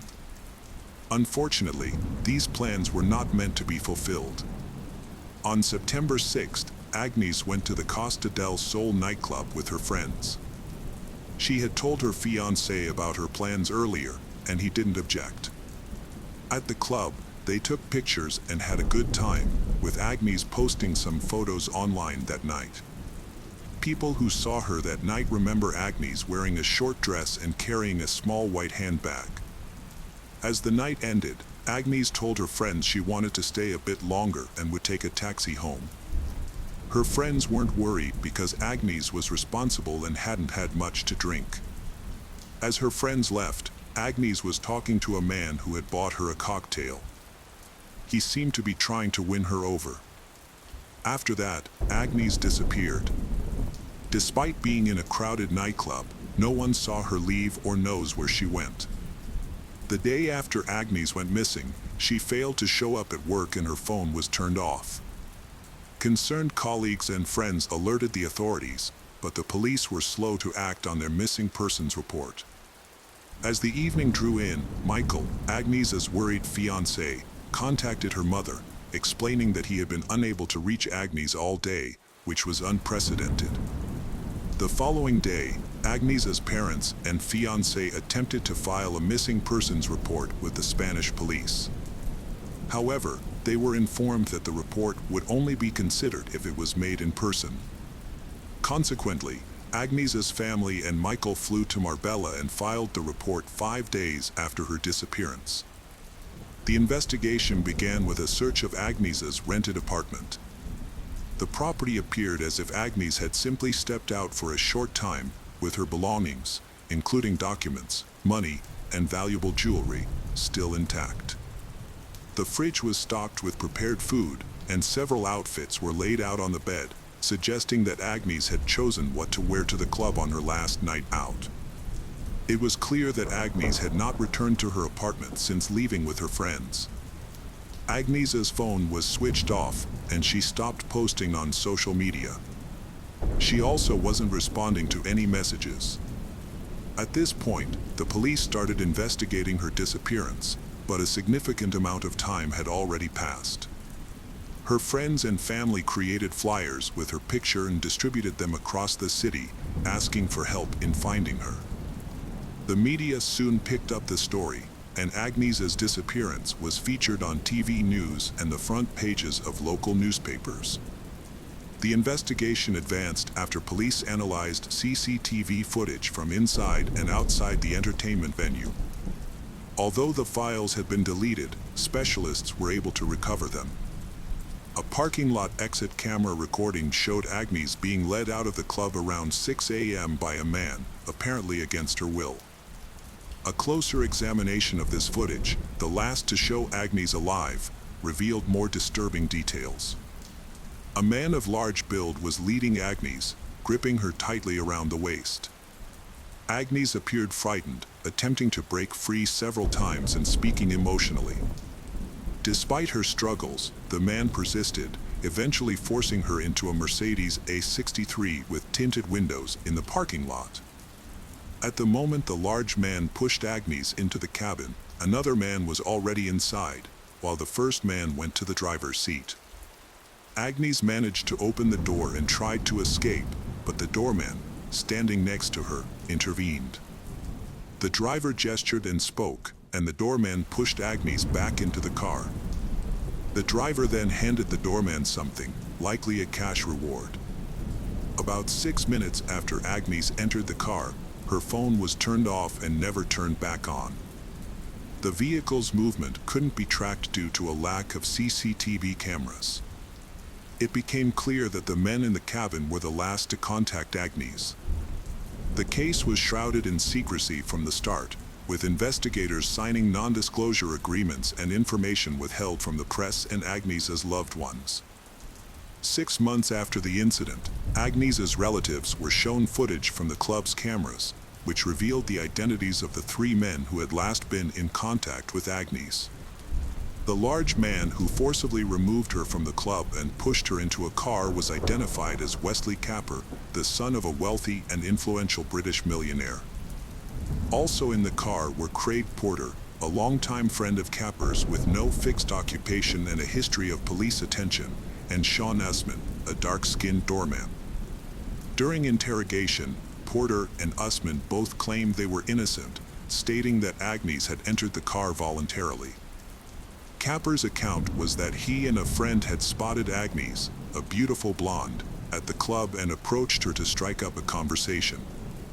According to Capper, Agnes was already intoxicated, which contradicts the testimony of her friends.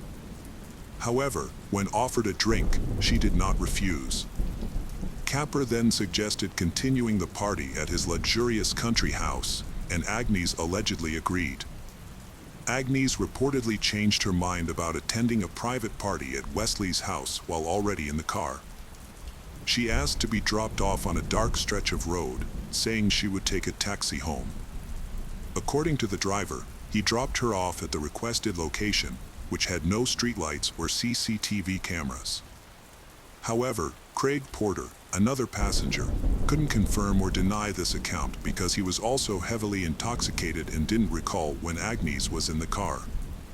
Craig claimed he fell asleep shortly after leaving the parking lot and didn't notice Agnes's departure. Sean Usman, the doorman, stated that Agnes was drunk but couldn't say if she entered the car voluntarily. He did confirm that when the car stopped, the blonde woman opened the door and almost fell out.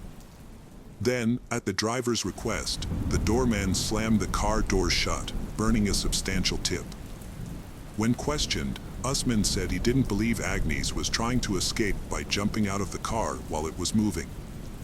He thought she might have accidentally opened the door due to intoxication. He also mentioned that Agnes didn't scream or ask for help. However, footage showed Wesley Capper firmly holding Agnes by the waist and wrist, leading her to the car. Wesley claimed Agnes was dizzy, and he was supporting her to prevent her from falling.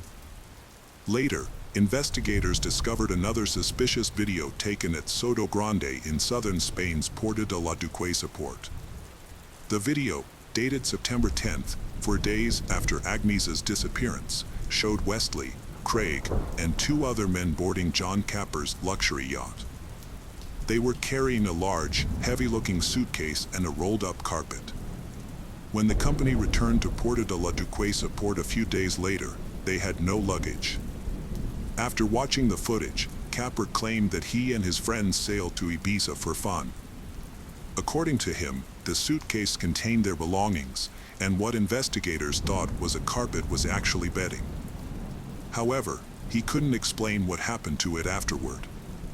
A thorough search of Wesley's yacht and car yielded nothing, as both had been thoroughly cleaned and dry cleaned, eliminating any DNA evidence. Although a long blonde hair was found in the car's trunk, its origin couldn't be determined because the crucial evidence mysteriously disappeared during the investigation. At the trial, the prosecution revealed another peculiar detail. A few hours after Agnes was in the defendant's car, Capper made multiple calls to emergency services but hung up each time without waiting for an answer, as if he was afraid or unsure of his actions.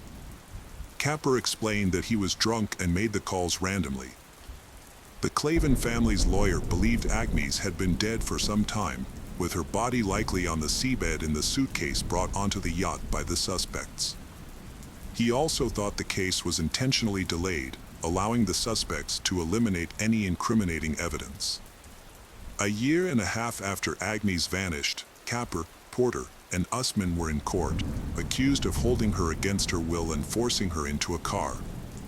However, due to insufficient evidence, no additional charges could be brought. They were granted bail and discreetly left the courtroom. Agnes's family was understandably outraged, but the judge stood firm. It wasn't until 2019, nearly 5 years after Agnes's disappearance, that the 3 men were retried. They maintained their innocence, claiming Agnes had entered the car voluntarily. The prosecutor requested that the doorman, Usman, be considered an accomplice to the crime because he assisted the defendants in driving the victim, Agnes, away from the scene. This charge carried a potential 5-year prison sentence for Usman. In his defense, Usman delivered a passionate speech, claiming he was being targeted due to his skin color and inability to afford a good lawyer, as he sent all his earnings to support his impoverished family in Africa.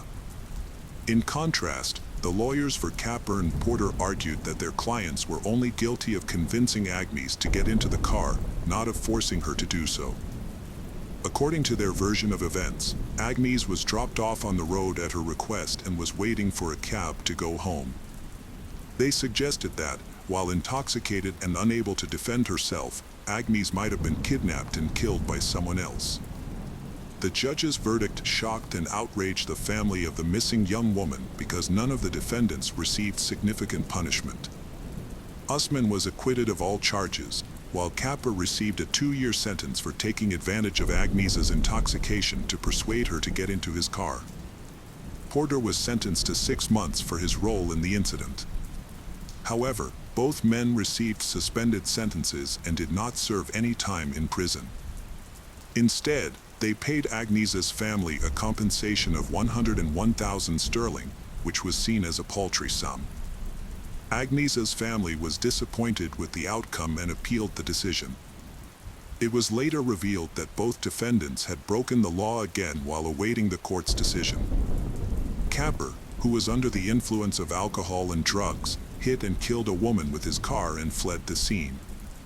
Porter and his friend, also intoxicated, stole a car after assaulting its owner. Despite the severity of these new crimes, Capper was only sentenced to probation thanks to his lawyer's effective defense. He paid a substantial amount in compensation to the family of the woman he killed but remained free. Porter was less fortunate this time and did go to jail. In 2021, nearly 7 years after Agnes's disappearance, the main suspect faced punishment.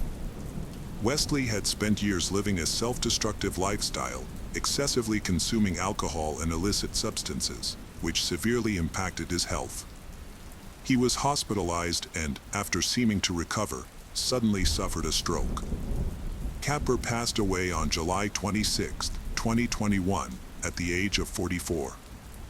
Around this time, Agnes's parents submitted another appeal to the court. However, since the suspect was now deceased, prosecution was no longer possible. Despite the Supreme Court's pending decision in this complex case, an unexpected development occurred 9 years later. Although Agnes Klavina's body was never found, she was presumed dead. Later, her family, including her parents, sister, and fiancé, accepted their lawyer's theory that the perpetrators had disposed of Agnes's body in a suitcase, which was then loaded onto a yacht and discarded at sea, making it impossible to recover. Nevertheless, in the summer of 2023, 9 years after Agnes vanished, the case took a surprising turn. In mid-June, a gardener at the Elite Lida Golf Club in Costa del Sol discovered a mysterious object while cleaning near the coast. Upon closer inspection, it was an old, damaged suitcase. The gardener did not open it and instead called the police. Authorities found human remains inside the suitcase, later identified as belonging to a young woman aged 25 to 35 at the time of death. Further investigation revealed that the suitcase had been in the water for around 10 years before washing the shore. Based on this information, police suspected that the remains might belong to Agnes Klavina, who went missing 9 years ago. To confirm this, experts are currently conducting DNA tests to compare Agnes's DNA with the remains found. The investigation is ongoing, and details have not been made public. If the suspicions are confirmed, the case will be reopened, and surviving suspects will face trial. The case of Suzanne Morphew. Suzanne Morphew was born on April 11, 1971, to Jean and Adrian Alexandria, and grew up with her 2 brothers, David and Andrew. Those who knew Suzanne describe her as an intelligent, thoughtful, and caring friend. In 1998, while in high school, she met her future husband, Barry Morphew. After 6 years of dating, they got married. Barry was an exceptional baseball player and was signed with the Toronto Blue Jays. Meanwhile, Suzanne pursued a degree in education at Purdue University. However, Barry's sports career was cut short due to a serious injury, and he switched to a career in horticulture. Suzanne had been teaching for 4 years when Barry started his landscape company, which gradually gained momentum. The couple had 2 children, Mallory and Macy. They lived a picture-perfect life in Indiana until Suzanne was diagnosed with Hodgkin's lymphoma. Despite beating cancer twice, in 2018, the Morphew family decided to move to Mayville, Colorado, for a fresh start and to be closer to their daughter Mallory, who attended Western State University. They settled into a stunning 7-acre property where Barry could hunt and continue his work as a contractor. He also became a volunteer firefighter. Suzanne retired from teaching and dedicated more time to her church and her new hobby, sports mountain biking. The Morphew family seemed perfect from the outside, but they had their secrets.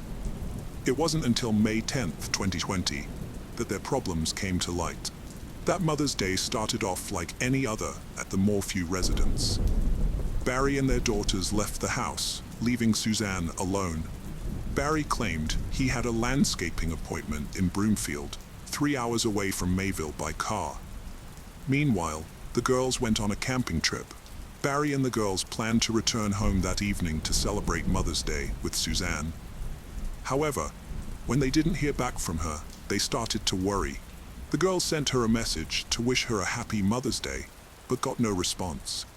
This was unusual, since Suzanne was very active on social media. They expected her to be on her phone, especially since she was supposed to attend her best friend's daughter's wedding and share some photos. After several hours of no response, Mallory and Macy grew concerned and asked their neighbor, Martin Ritter, and his wife to check on Suzanne. Mrs. Ritter went to the Morphew house between 4 and 4:30 p.m. and found it empty.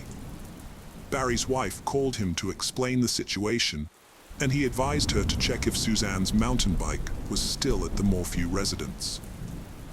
If it wasn't there, he told her to contact the police, which is exactly what she did. The police arrived at the Morphew residence, and Barry, along with his 2 daughters, returned home, eager to learn about Suzanne's whereabouts and condition. A few hours into the search, the police discovered their first significant lead. 2 deputies found Suzanne's mountain bike near a steep ravine, not far from the Murphys' home. This suggested that Suzanne might have been involved in a crash. However, there were no signs of a struggle on the bike or in the surrounding vegetation, and no skid marks indicating that she had used her brakes. Despite the mountain bike being found at the bottom of a ravine with no damage, and no signs of struggle or disturbance to the surrounding vegetation, detectives suspected foul play. When presented with this evidence, Barry's reaction was unusual, and his subsequent explanation that a mountain lion must have moved the bike seemed far-fetched. Many people found Barry's behavior during the investigation into his wife's disappearance to be suspicious. In a private conversation with YouTuber Tyson Draper, Barry elaborated on his mountain lion theory. Notably, he was absent from the search parties organized by Suzanne's brother, Andrew, who was skeptical of Barry's account of the bike ride and suggested that Suzanne might have gone missing on May 9th instead of Mother's Day. As the investigation continued, suspicion shifted to Barry when Suzanne's helmet was discovered 1 mile from their home, precisely in the direction his truck's telemetry showed he had driven that morning. This discovery was particularly incriminating because it was in the opposite direction of the Broomfield construction site, which was his alleged destination that day. During the initial police interview, the suspect claimed he woke up to his alarm clock at 4:30 a.m. and drove directly to the Broomfield construction site. However, the telematic data from his Ford F-350 revealed that he drove 1 mile west before heading to the site. When confronted with this discrepancy, the suspect provided an explanation. He stated that he had gone scouting for elk that morning around 4:30 a.m. and was curious to see which direction they were headed so he could track them down later. He allegedly had a habit of tranquilizing elk and removing their antlers for sale. But when the officers questioned how he could have spotted elk at 4:30 a.m. if he was just waking up, he changed his story. He claimed he didn't set his alarm for 4:30 a.m. and woke up on his own. When questioned about the day of the disappearance, he stated it was one of the best days the couple had had in a while. He said he worked with a co-worker in Salita that morning, returned early, went for a hike with Susan, and then they grilled steak and were intimate together. Barry claimed that he and his wife Suzanne went to bed together, suggesting it might have been the last time they saw each other. However, as we've established, Barry is not a trustworthy witness. When the police investigated, they discovered that Barry had lied about almost everything that occurred that night. The first indication that something was amiss came when investigators reviewed Barry's phone and vehicle data on May 9, 2020. Although Barry and Suzanne did spend the afternoon and evening together, the events didn't match Barry's story. The first significant discrepancy arose between 2:42 and 2:44. Phone records showed Barry making erratic movements around the property. When questioned, Barry claimed he was likely hunting chipmunks with tranquilizers at 2:47 p.m. Then, Barry turned his phone to airplane mode, which remained active until 10:17 p.m. Furthermore, the steak dinner he claimed to have shared with his wife was called into question when investigators found only one dirty dish instead of two. Later that night, more peculiarities emerged on the Morphew property. During their examination of the data, the police found several concerning details that raised suspicions about Barry's activities later that night. At 9:30 p.m., an hour after he claimed to have gone to sleep with his wife, his car was seen reversing backward from the driveway, moving 96 feet. Investigators thought this might be when he loaded her body onto his truck, if he was guilty. The records also showed that between 3:25 and 3:48, the door to his truck opened and closed over 80 times. Although this evidence was circumstantial, it suggested that Barry was not telling the police everything, prompting a closer investigation into the events of May 10th. Further investigation revealed that Barry had no legitimate reason to be in Broomfield that day. His company's contract was not set to start until a week later, so there was no project for him to inspect. Barry claimed that he had only visited the Holiday Inn, the job site, a local store for granola and water, and briefly stopped at McDonald's to clean his windshield. However, surveillance footage obtained by the Colorado Bureau of Investigation contradicted his account. Barry was caught on camera throwing away 5 trash bags near McDonald's and the Holiday Inn. When questioned about it, he gave a suspicious explanation, claiming he was trying to avoid waste disposal fees by cleaning his car himself. However, when officers inspected his car, his story fell apart. A co-worker reported a strong smell of bleach and chlorine in Barry's hotel room a day after Suzanne disappeared. Additionally, investigators found that Barry had changed his clothes multiple times that day. Despite these suspicious actions, the investigators initially found no clear motive for Barry's behavior. But when they dug deeper into their personal lives, they discovered a motive. Barry and Suzanne's daughter revealed that the couple's marriage was not as happy as Barry made it out to be. Text messages on Suzanne's recovered phone and personal belongings proved this. In fact, Suzanne was extremely unhappy in the marriage and talked about how Barry refused to consider divorce. Suzanne kept a list of grievances on her phone, detailing a pattern of physical abuse. She was afraid to be alone in a room with Barry and worried about his drinking. She also suspected him of infidelity and tried to protect her phone from him, fearing he would seize it. On May 20th, when the police searched the Morphew house, they found a pen that Suzanne had bought to catch her husband in the act. Ironically, it recorded her own infidelity, not his. The pen revealed that Suzanne was having an affair with a man named Jeff, a high school acquaintance. The affair allegedly started in 2018 and had lasted for about 1.5 years. Although Jeff seemed like an obvious suspect, the police were able to clear him of any involvement in Suzanne's disappearance. The investigators believed that Barry had discovered Suzanne's infidelity, and that a note she wrote 2 days before she vanished supported this theory. The note indicated that Barry had accused Suzanne of having a boyfriend. The spy pen was crucial evidence, but it was not the only important discovery made during the search of the Morphew house. The police also found a tranquilizer dart cap in the family's dryer, a spent bullet casing in the bedroom, a large crack in the doorframe, and remnants of Suzanne's journal in the fireplace. When combined with telematic data, These findings suggested that Barry might have planned and carried out the murder of his wife, possibly killing her in the afternoon of May 9th, 2020. After texting her boyfriend 53 times and sending a selfie at around 2:10 p.m., Suzanne never used her phone again. It wasn't until 2 weeks later that the public learned Barry was a suspect in his wife's disappearance. When the police conducted a 2-day excavation of a construction site in Salida, one of Barry's job sites. In response, Barry released a strange video proclaiming his innocence. However, he wasn't arrested until May 5, 2021, nearly a year after the investigation began. Although the evidence against Barry was largely circumstantial, the prosecution seemed confident in their case due to his changing stories, repeated lies, and clear motive. Barry was charged with multiple crimes, including first-degree murder of his wife, tampering with physical evidence, possession of a dangerous weapon, and attempting to influence a public servant. Moreover, he was later charged with filing a fraudulent election ballot in Suzanne's name, claiming he didn't know it was wrong and that it would help Trump's campaign. Barry pleaded guilty to this charge and paid a $600 fine. In August 2021, a preliminary hearing was held to determine whether Barry Morse's case would proceed to trial. During this 4-day hearing, the prosecution presented their evidence and proposed a theory of what might have occurred.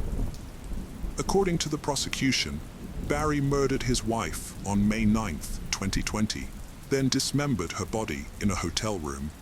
He allegedly disposed of the tools used and buried her body in an unmarked grave. However, the defense strongly challenged the prosecution's account, highlighting several inconsistencies. They pointed out that cadaver dogs were unable to detect any human remains in Barry's car or the hotel room where the alleged dismemberment took place. The defense also suggested that the dart bullet cover might have been planted as evidence. Furthermore, they noted visual discrepancies in the photos of the dryer, with one image showing the cap inside the dryer and another image showing it was not present. The defense argued that Barry couldn't have used his dart gun in the alleged murder because it was broken at the time. However, their strongest evidence was the discovery of partial DNA on Suzanne's car and bike helmet that didn't match Barry. This DNA actually matched evidence from 3 unsolved sexual assault cases in Chicago and Arizona, raising reasonable doubt about Barry's guilt. The discovery was significant, but it was only brought up during the hearing because the CBI investigator who collected the evidence went on military leave before following up on the lead. To make matters worse, the defense was never informed about the foreign DNA matches and only learned about them during the hearing. This meant the prosecution had withheld important evidence that could have helped the defense. Throughout the hearing, the defense argued that the presence of another suspect with a criminal record meant the prosecution didn't have enough evidence to convict Barry of killing his wife. They asked the judge to make a quick decision, but surprisingly, he delayed it, citing the large amount of time and resources invested in the case. On September 7th, the judge ruled that the case against Barry would proceed, setting his bail at $500,000. Barry was released from county jail on September 20th, 2021, just 9 days before the trial was scheduled to start. However, in a surprising turn of events, the prosecution suddenly filed a motion to dismiss all charges against Barry without prejudice, allowing them to potentially reopen the case if new evidence emerges. Given the lack of concrete evidence proving Barry's guilt and the prosecution's misconduct, securing a conviction would have been a difficult task. Moreover, the prosecution had missed several crucial deadlines, resulting in sanctions that prevented 14 key witnesses from testifying at the trial. The news of the dismissal shocked the public, and Barry was pictured leaving the courthouse with a wide smile, accompanied by his 2 daughters. On September 22, 2023, investigators unearthed multiple shallow graves in Moffett, Colorado, during an investigation. Suzanne's remains were identified using her dental records and chemotherapy port. Surprisingly, over 50 miles away from the initial search area, focused on the mountains surrounding Barry's property. The discovery of her body raises questions about Barry's potential involvement in the murder. Although the police are certain Barry's truck was not in Moffat on May 9th and 10th, some suggest he could have had an accomplice in disposing of Suzanne's body, allowing him to travel to Moffat, bury the body, and return. If investigators obtained a subpoena for Barry's phone and car data for an extended period, they might be able to link him to the location where Suzanne's remains were found. For now, Barry appears to be cleared of suspicion, but the police and district attorney's office continue to investigate the case. The 12th Judicial District's district attorney told CNN that the case remains open and no further comment can be made until more information becomes available, while offering condolences to Suzanne's family. Barry's lawyer has spoken out strongly since the body was found, suggesting that Suzanne might have been a victim of a serial killer because her remains were discovered in a graveyard with many other bodies. She thinks the police wrongly accused Barry and hopes they will eventually admit their mistake. Meanwhile, Barry has filed a $15 million lawsuit against the prosecutors, sheriff's departments, and investigators, claiming they wrongly accused him of being involved in his wife's disappearance and death. The case of Lizzie Marriott. In the fall of 2012, Lizzie Marriott began her studies in marine biology at the University of New Hampshire. To reduce her living expenses, she moved out of her family home in Massachusetts, where she lived with her parents, Bob and Melissa Lizzie, and relocated to Chester to live with her aunt and uncle, Tony and Becky Hanna. Lizzie quickly became a beloved member of her aunt and uncle's family.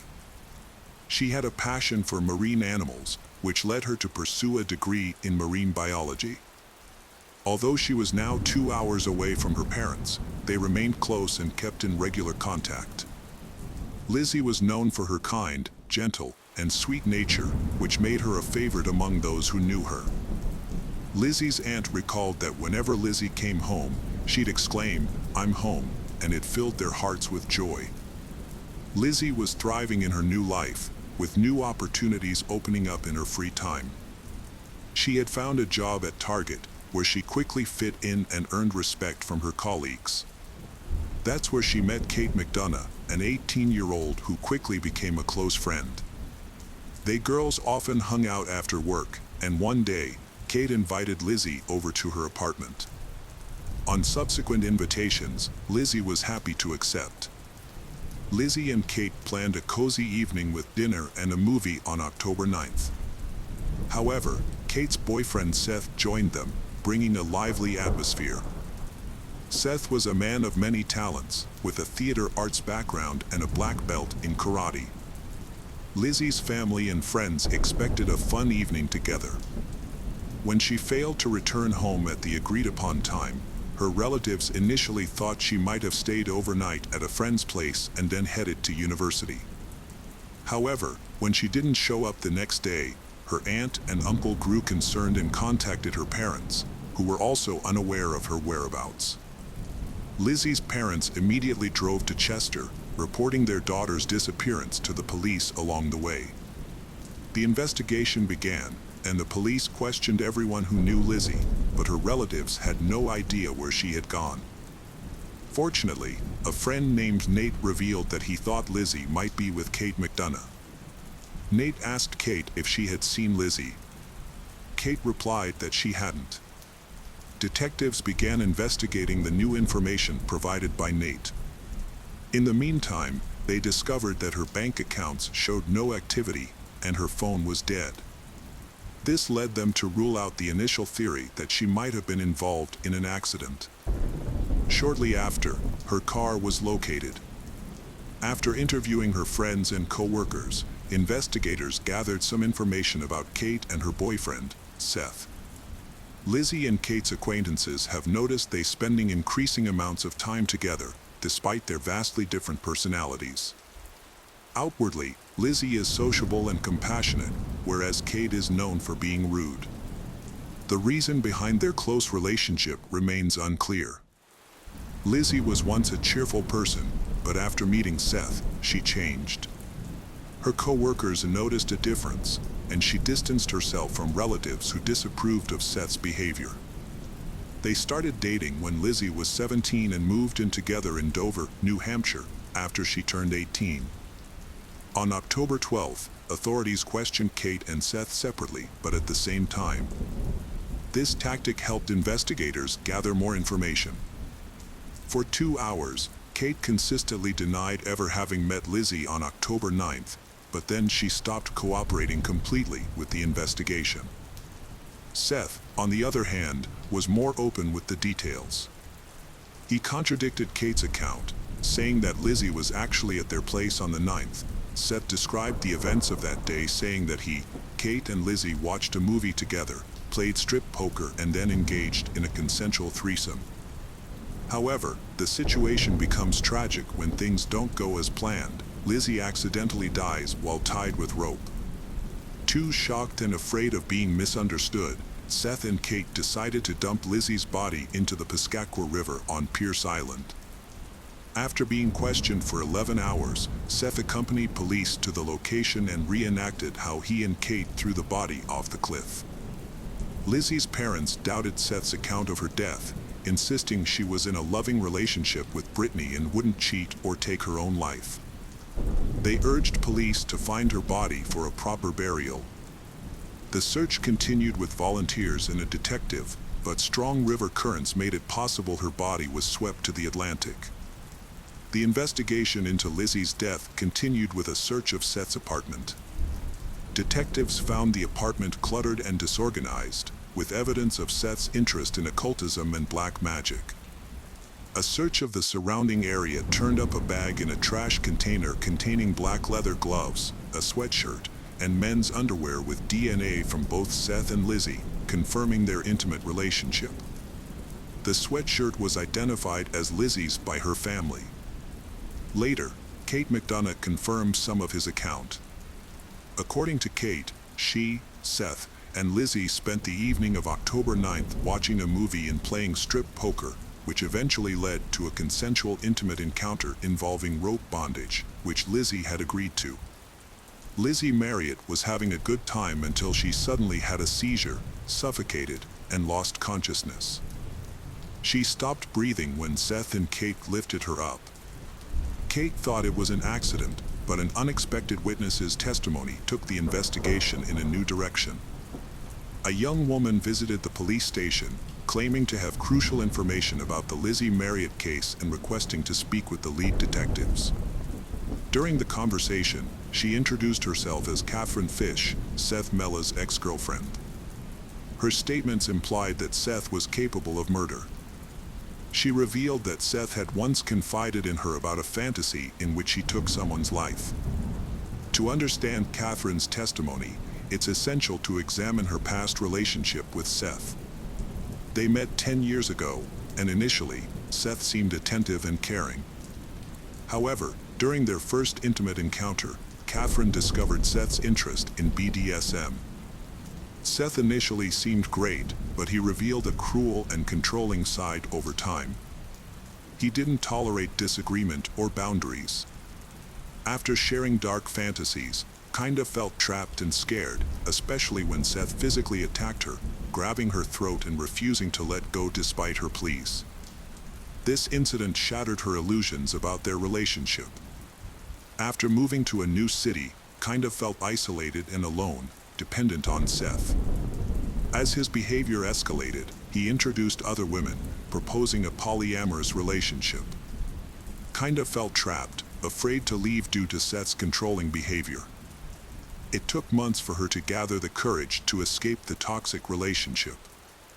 In May 2014, Seth Mella appeared in court, facing not only intentional murder charges but also accusations of taking advantage of multiple individuals. Several people testified against him, including Kate McDonough. 2 months after Lizzie's death, Kate was arrested and held in custody on charges of obstructing justice and interfering with the investigation. During her time in custody, Kate had ample opportunity to reflect on the events and consider who she was protecting. While imprisoned, Kate and Seth stayed in close touch and envisioned a life together in a country where they could not be extradited. They shared dreams of getting married, starting a family, and building a future, but their escape plan stalled in the winter of 2012. Seth convinced his cellmate, Ryan Bachman, who was about to be released, to help their escape.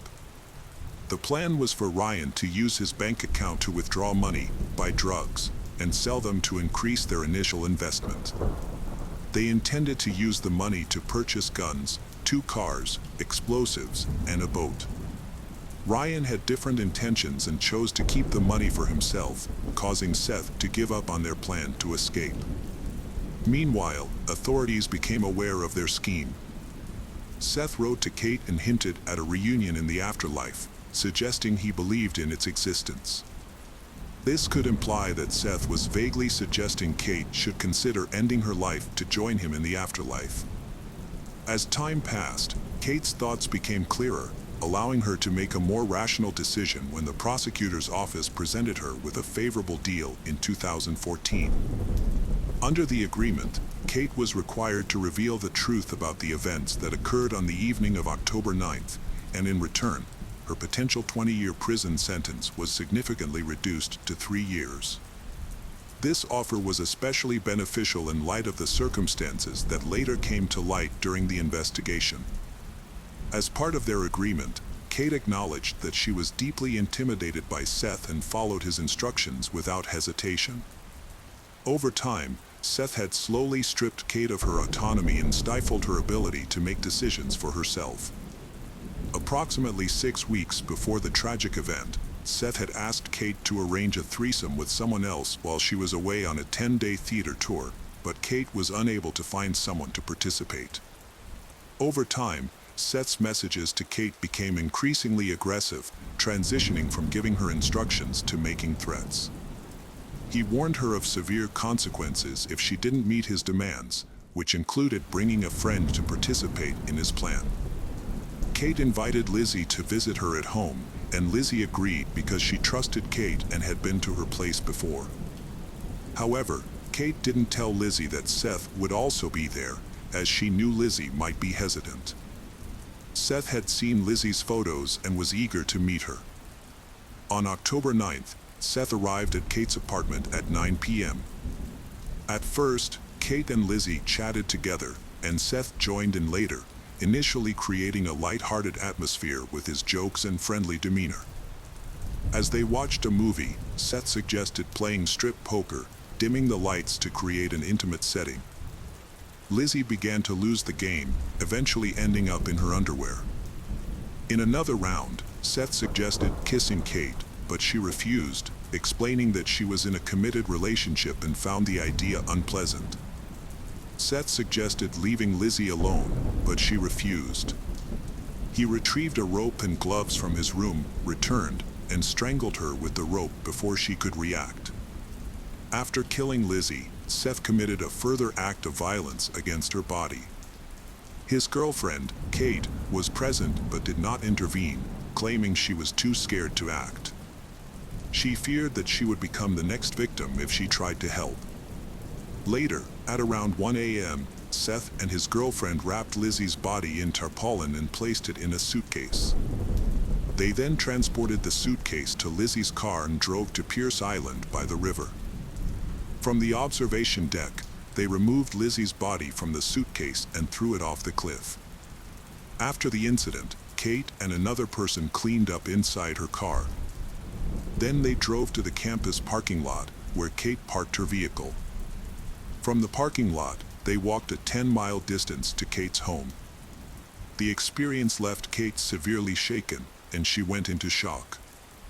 She was also fearful of testifying against Seth in the future, worrying that he might intimidate or silence her due to concerns for her safety. During the trial, Kate's excessive sobbing raised suspicions, with some doubting her emotional display and suggesting she was a skilled actress. Kate's defense claimed that Lizzie's death was an accident during intimacy, but acknowledged that Seth and Kate had disposed of the body. They alleged that Seth isolated and coerced Kate, affecting her mental state. The prosecution focused on deliberate murder, citing the discovery of gloves at the scene, which suggested premeditation. Roberta Gherkin and Paul Hickok, acquaintances of Seth Mella, testified for the prosecution. After Lizzie's murder, Seth called them at 10:49 p.m. asking for help. When they arrived after 11 p.m., they found Seth on the bed next to Kate McDonough in lingerie. Seth said, "This time things went too far." Roberta found Kate in the kitchen and suggested calling an ambulance. They chose not to intervene or contact police, avoiding involvement. Seth Mella was convicted of first-degree murder by strangulation and conspiracy in 2014, receiving a life sentence without parole. Kate McDonough, who was 20 at the time, got a 3-year sentence as part of a plea deal and was released in 2016. She has since maintained a low profile. Lizzie Marriott's parents, Bob and Melissa, do not feel the sentence is sufficient. They hope her case can serve as a warning to others, especially women. They created a memorial bench in her hometown since her body was never recovered. The case of Blumel family. Roger Blumel, born January 17, 1965, was raised in a big, close-knit family with strong values. Even in high school, he was driven and ambitious. He worked in transportation and later discovered his talent in sales, where he excelled. Friends say he could sell anything to anyone, thanks to his kind, cheerful personality. He was always happy and loved making others smile. Roger enjoyed a fulfilling life and a strong bond with his family, but something was missing: a life partner. That all changed one day when he met the right person. Although the details of their meeting are unclear, a close friend recalled that Roger was immediately smitten with a young woman and confidently declared his intention to marry her by the end of the evening. The woman who caught his attention was Melissa. Born on January 1, 1960, in Wichita, Melissa grew up in a loving family of 6 siblings, although she tragically lost a younger sister in infancy.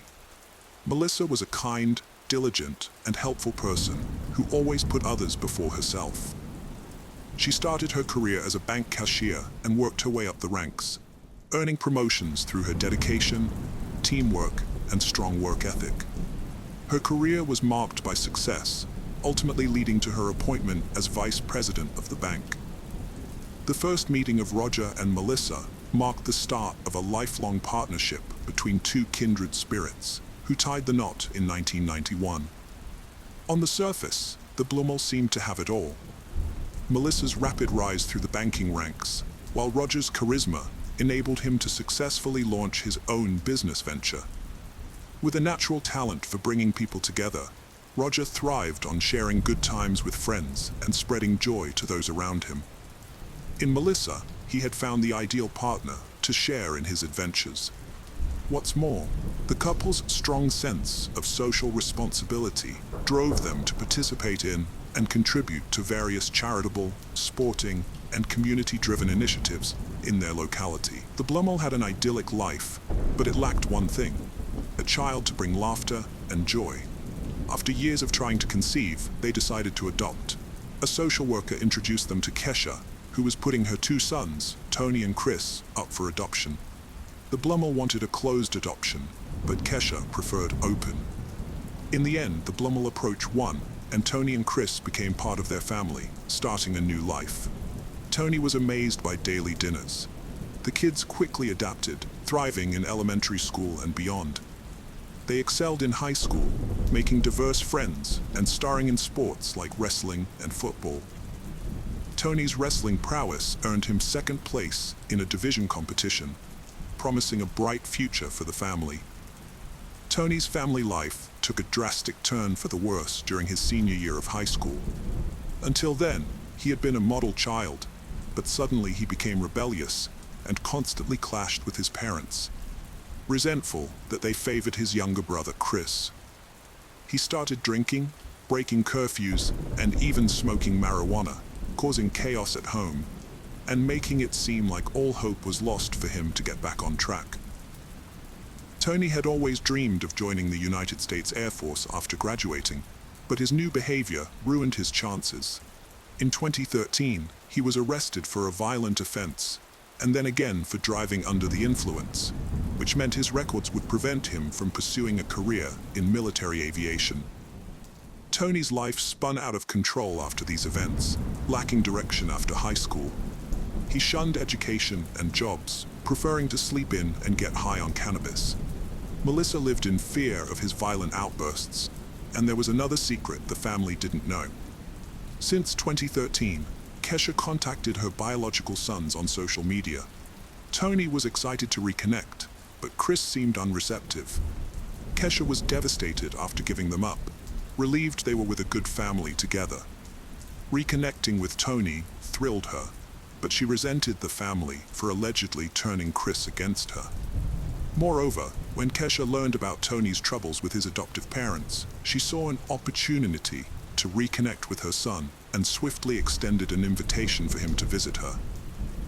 At the adoptive home, things worsened. Tony's rage boiled over, and he punched a hole in the wall. This was the last straw. The family realized they and Chris were no longer safe. After failed attempts to address Tony's behavior, Roger and Melissa made the tough decision to ask him to leave. He started by wandering aimlessly, but he soon understood he needed to take action to support himself financially. He got jobs at fast food restaurants, and, to make some extra money, he also sold cannabis. Despite having no fixed address and sleeping at different friends' houses each night, he eventually fell in with a group of young people who were heavily into drug abuse. Among the midst of despairing events, a lifeline emerged for Tony when Kesha extended an invitation for him to move to California and live with her. Tony seized the opportunity with eagerness, and the reunion took place in September 2013 at Kesha's California residence. Accompanied by his high school best friend, Braden, who had dropped out in his junior year to pursue a life of drug dealing, he arrived filled with hope, seeking Kesha's support, who was well versed in the drug trade, to establish a large-scale marijuana operation in the area, and even discussed entering the medical cannabis market. The reality was that they had arrived to live in a small apartment, which had only one room. It is not hard to imagine that the situation in the place began to be tense, particularly because Sean, Kesha's partner, had 2 jobs and was the only one bringing in money to cover the expenses for 5 people. Kesha only contributed a part of the social assistance she received for her daughter. Kesha, Tony, and Braden spent their days using drugs, and the woman's younger daughter was all the time under that bad influence. Sean reached a breaking point when she discovered Tony and Braden selling marijuana near her house. She told them to stop, citing the danger to her as the property owner. Then, she issued an ultimatum: get a job or leave the apartment. But instead of complying, the group banded together against her, eventually leaving for a nearby hotel for 2 weeks. However, without income, they couldn't afford the hotel bill. They didn't consider getting a decent job due to their financial struggles. Their initial plan was to head back to Kansas, possibly because Tony was familiar with the area from his drug dealings. After nearly a day of driving, they decided to stop in Arizona and spend the night at a hotel. It was during their stay that Tony shared an idea with his companions to kill his adoptive parents in order to inherit their wealth. Once they arrived in Wichita and settled into a hotel room they'd rented for a month, they focused on finalizing the details of this plan. Tony had devised a straightforward plan. He would kill Roger and Melissa, collect the insurance payout, sell off their assets, and use the proceeds to launch a more extensive drug operation. Tony was convinced that his original family would amass a fortune by growing and selling marijuana. He even pinpointed the ideal day to carry out the crime: Friday, November 15th, 2013. This date suited him perfectly, since his brother Chris would be away, attending a wrestling event related to his practice. As a former wrestling star, Tony still maintained connections with some team members, which is how he learned about his brother's commitment that evening. Tony hatched a plan to invite Roger and Melissa to a meeting under the guise of discussing their past issues and making amends. While they were out, Braden would bring Kesha to the empty residence, where she would steal valuables. Tony knew the location of a stash of emergency cash his adoptive parents kept at home. The plan was to make it look like a botched robbery. When Roger and Melissa returned, Kesha would kill them. Initially, everyone thought the plan was solid, but Braden later got cold feet and refused to participate. He did, however, agree to help by obtaining the necessary guns.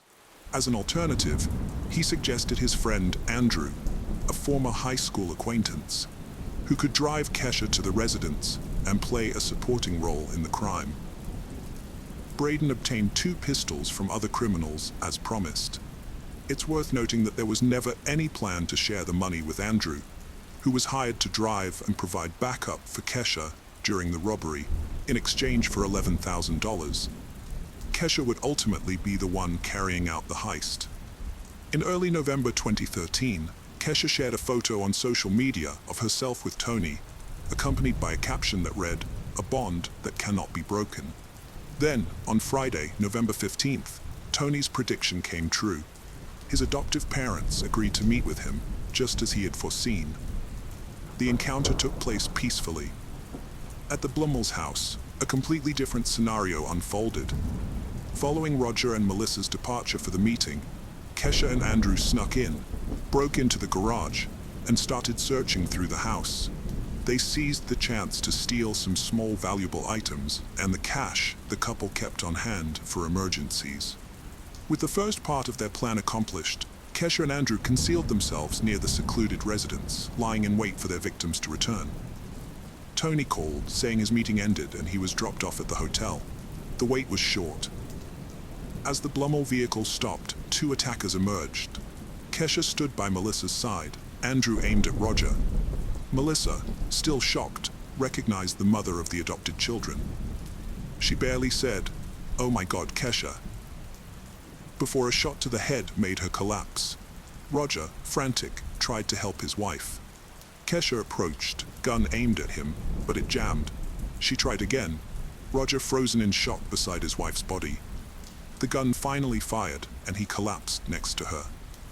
After the fatal plan was executed, Kesha and Andrew hastily departed in the vehicle they had arrived in. The Blumel spouses remained at the scene until approximately 9:15 p.m. when Chris returned from his meeting to find the devastating scene. He quickly called 911, reporting that he had just arrived home to find his parents semi-conscious inside their van. He described Roger as coughing and Melissa as nodding her head up and down, both with visible gunshot wounds to their heads. The dispatcher instructed him to attempt resuscitation efforts, while emergency services arrived shortly thereafter to take control of the situation. Miraculously, the Blumel was still alive, their lives clinging to a fragile thread, and was swiftly rushed to a hospital. Meanwhile, back at the hotel where they were staying, Kesha appeared to suffer a panic attack, declaring that she urgently needed to take an illicit substance, which she proceeded to do, joined by the other boys. Also, at that moment, Kesha handed over the used gun and a wallet containing stolen cash and micas to be discarded in a nearby stream. Andrew disposed of the evidence in a nearby park's pond. The next day, Tony used the proceeds to start dealing marijuana, earning his first $100 profit. Tragically, on the same day, Melissa lost her battle with illness and passed away at the age of 53. Tony visited his father in the hospital, unaware that he had been previously removed from the Blumels' will and insurance policies. As it turned out, the 2 heinous crimes had been committed for nothing. In the days that followed, it emerged that Andrew had not received payment and was even unaware that Kesha had stolen cash from the Blumel family's home. Eventually, fate caught up with them. During the initial inspection of the Blumel residence, the police observed that the garage door had been forced open, and upon entering the house, they found everything in disarray, with items scattered haphazardly. It was confirmed that money, jewelry, and other valuables had been stolen. The authorities considered the possibility that the attack on the couple had been a consequence of their arrival while the thieves were still inside. However, since the fatal assault had occurred prior to the couple's entry into the home, this initial hypothesis was soon dismissed. In the van where Roger and Melissa were attacked, no significant fingerprints were found, although investigators did discover a book casing. Then the authorities shifted their focus to the victims' workplaces, suspecting that a disgruntled client might have sought revenge. However, this theory was also ruled out, so it was time to interview people close to the couple. Tony was first on the detective's list, as he had been the last person seen alive with the victims. But he vehemently denied any involvement, claiming he knew nothing about the incident. According to him, after finishing dinner, he had returned directly to the hotel where he was staying with his mother. The hotel staff corroborated this alibi.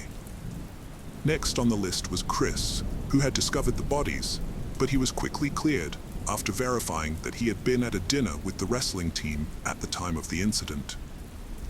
However, the investigators discovered an anomaly in his behavior. He didn't appear overly distraught, instead seeming lost in thought. When police pursued this lead and questioned him about his parents' disappearance, Chris promptly replied that one person came to mind. He added that the only individual who might harbor a grudge against their parents and possibly be capable of such an act was his older brother, Tony. With this significant lead, the authorities caught a fortunate break in their hunt for the culprits. A man contacted the police, revealing that a young acquaintance of Tony's had approached him to buy a gun. The detectives homed in on this individual, and upon digging into his background, uncovered a long history of drug-related offenses. Furthermore, they discovered he had accompanied Tony on a trip to California. The suspect was none other than Braden. Shortly after, Braden received a message from his family warning him that the sheriff's office investigators were seeking to question him about the Blummel case. The morning after, Braden voluntarily went to the police station. According to a press report, on his way to the station, Braden stopped at a pond to dispose of an item, allegedly the guns used in the crime, which had not been discarded as planned. As it happened, he was already under surveillance. And when the police searched the water, they found an unused pistol in the bag he had thrown away. Braden's interrogation lasted 3 days, during which he initially denied any involvement in the incident. However, he eventually cracked under the pressure from the authorities, confessing everything he knew, revealing that the idea for the attack originated with Tony. Tony Blummel, 18, and his biological mother, Kesha, 35, were arrested on November 19, 2013, at their hotel. Andrew, also 18, was taken into custody, and Braden, another 18-year-old, was arrested the following day. Initially, Kesha denied any involvement in the robbery and other crimes, while the 3 young men confessed.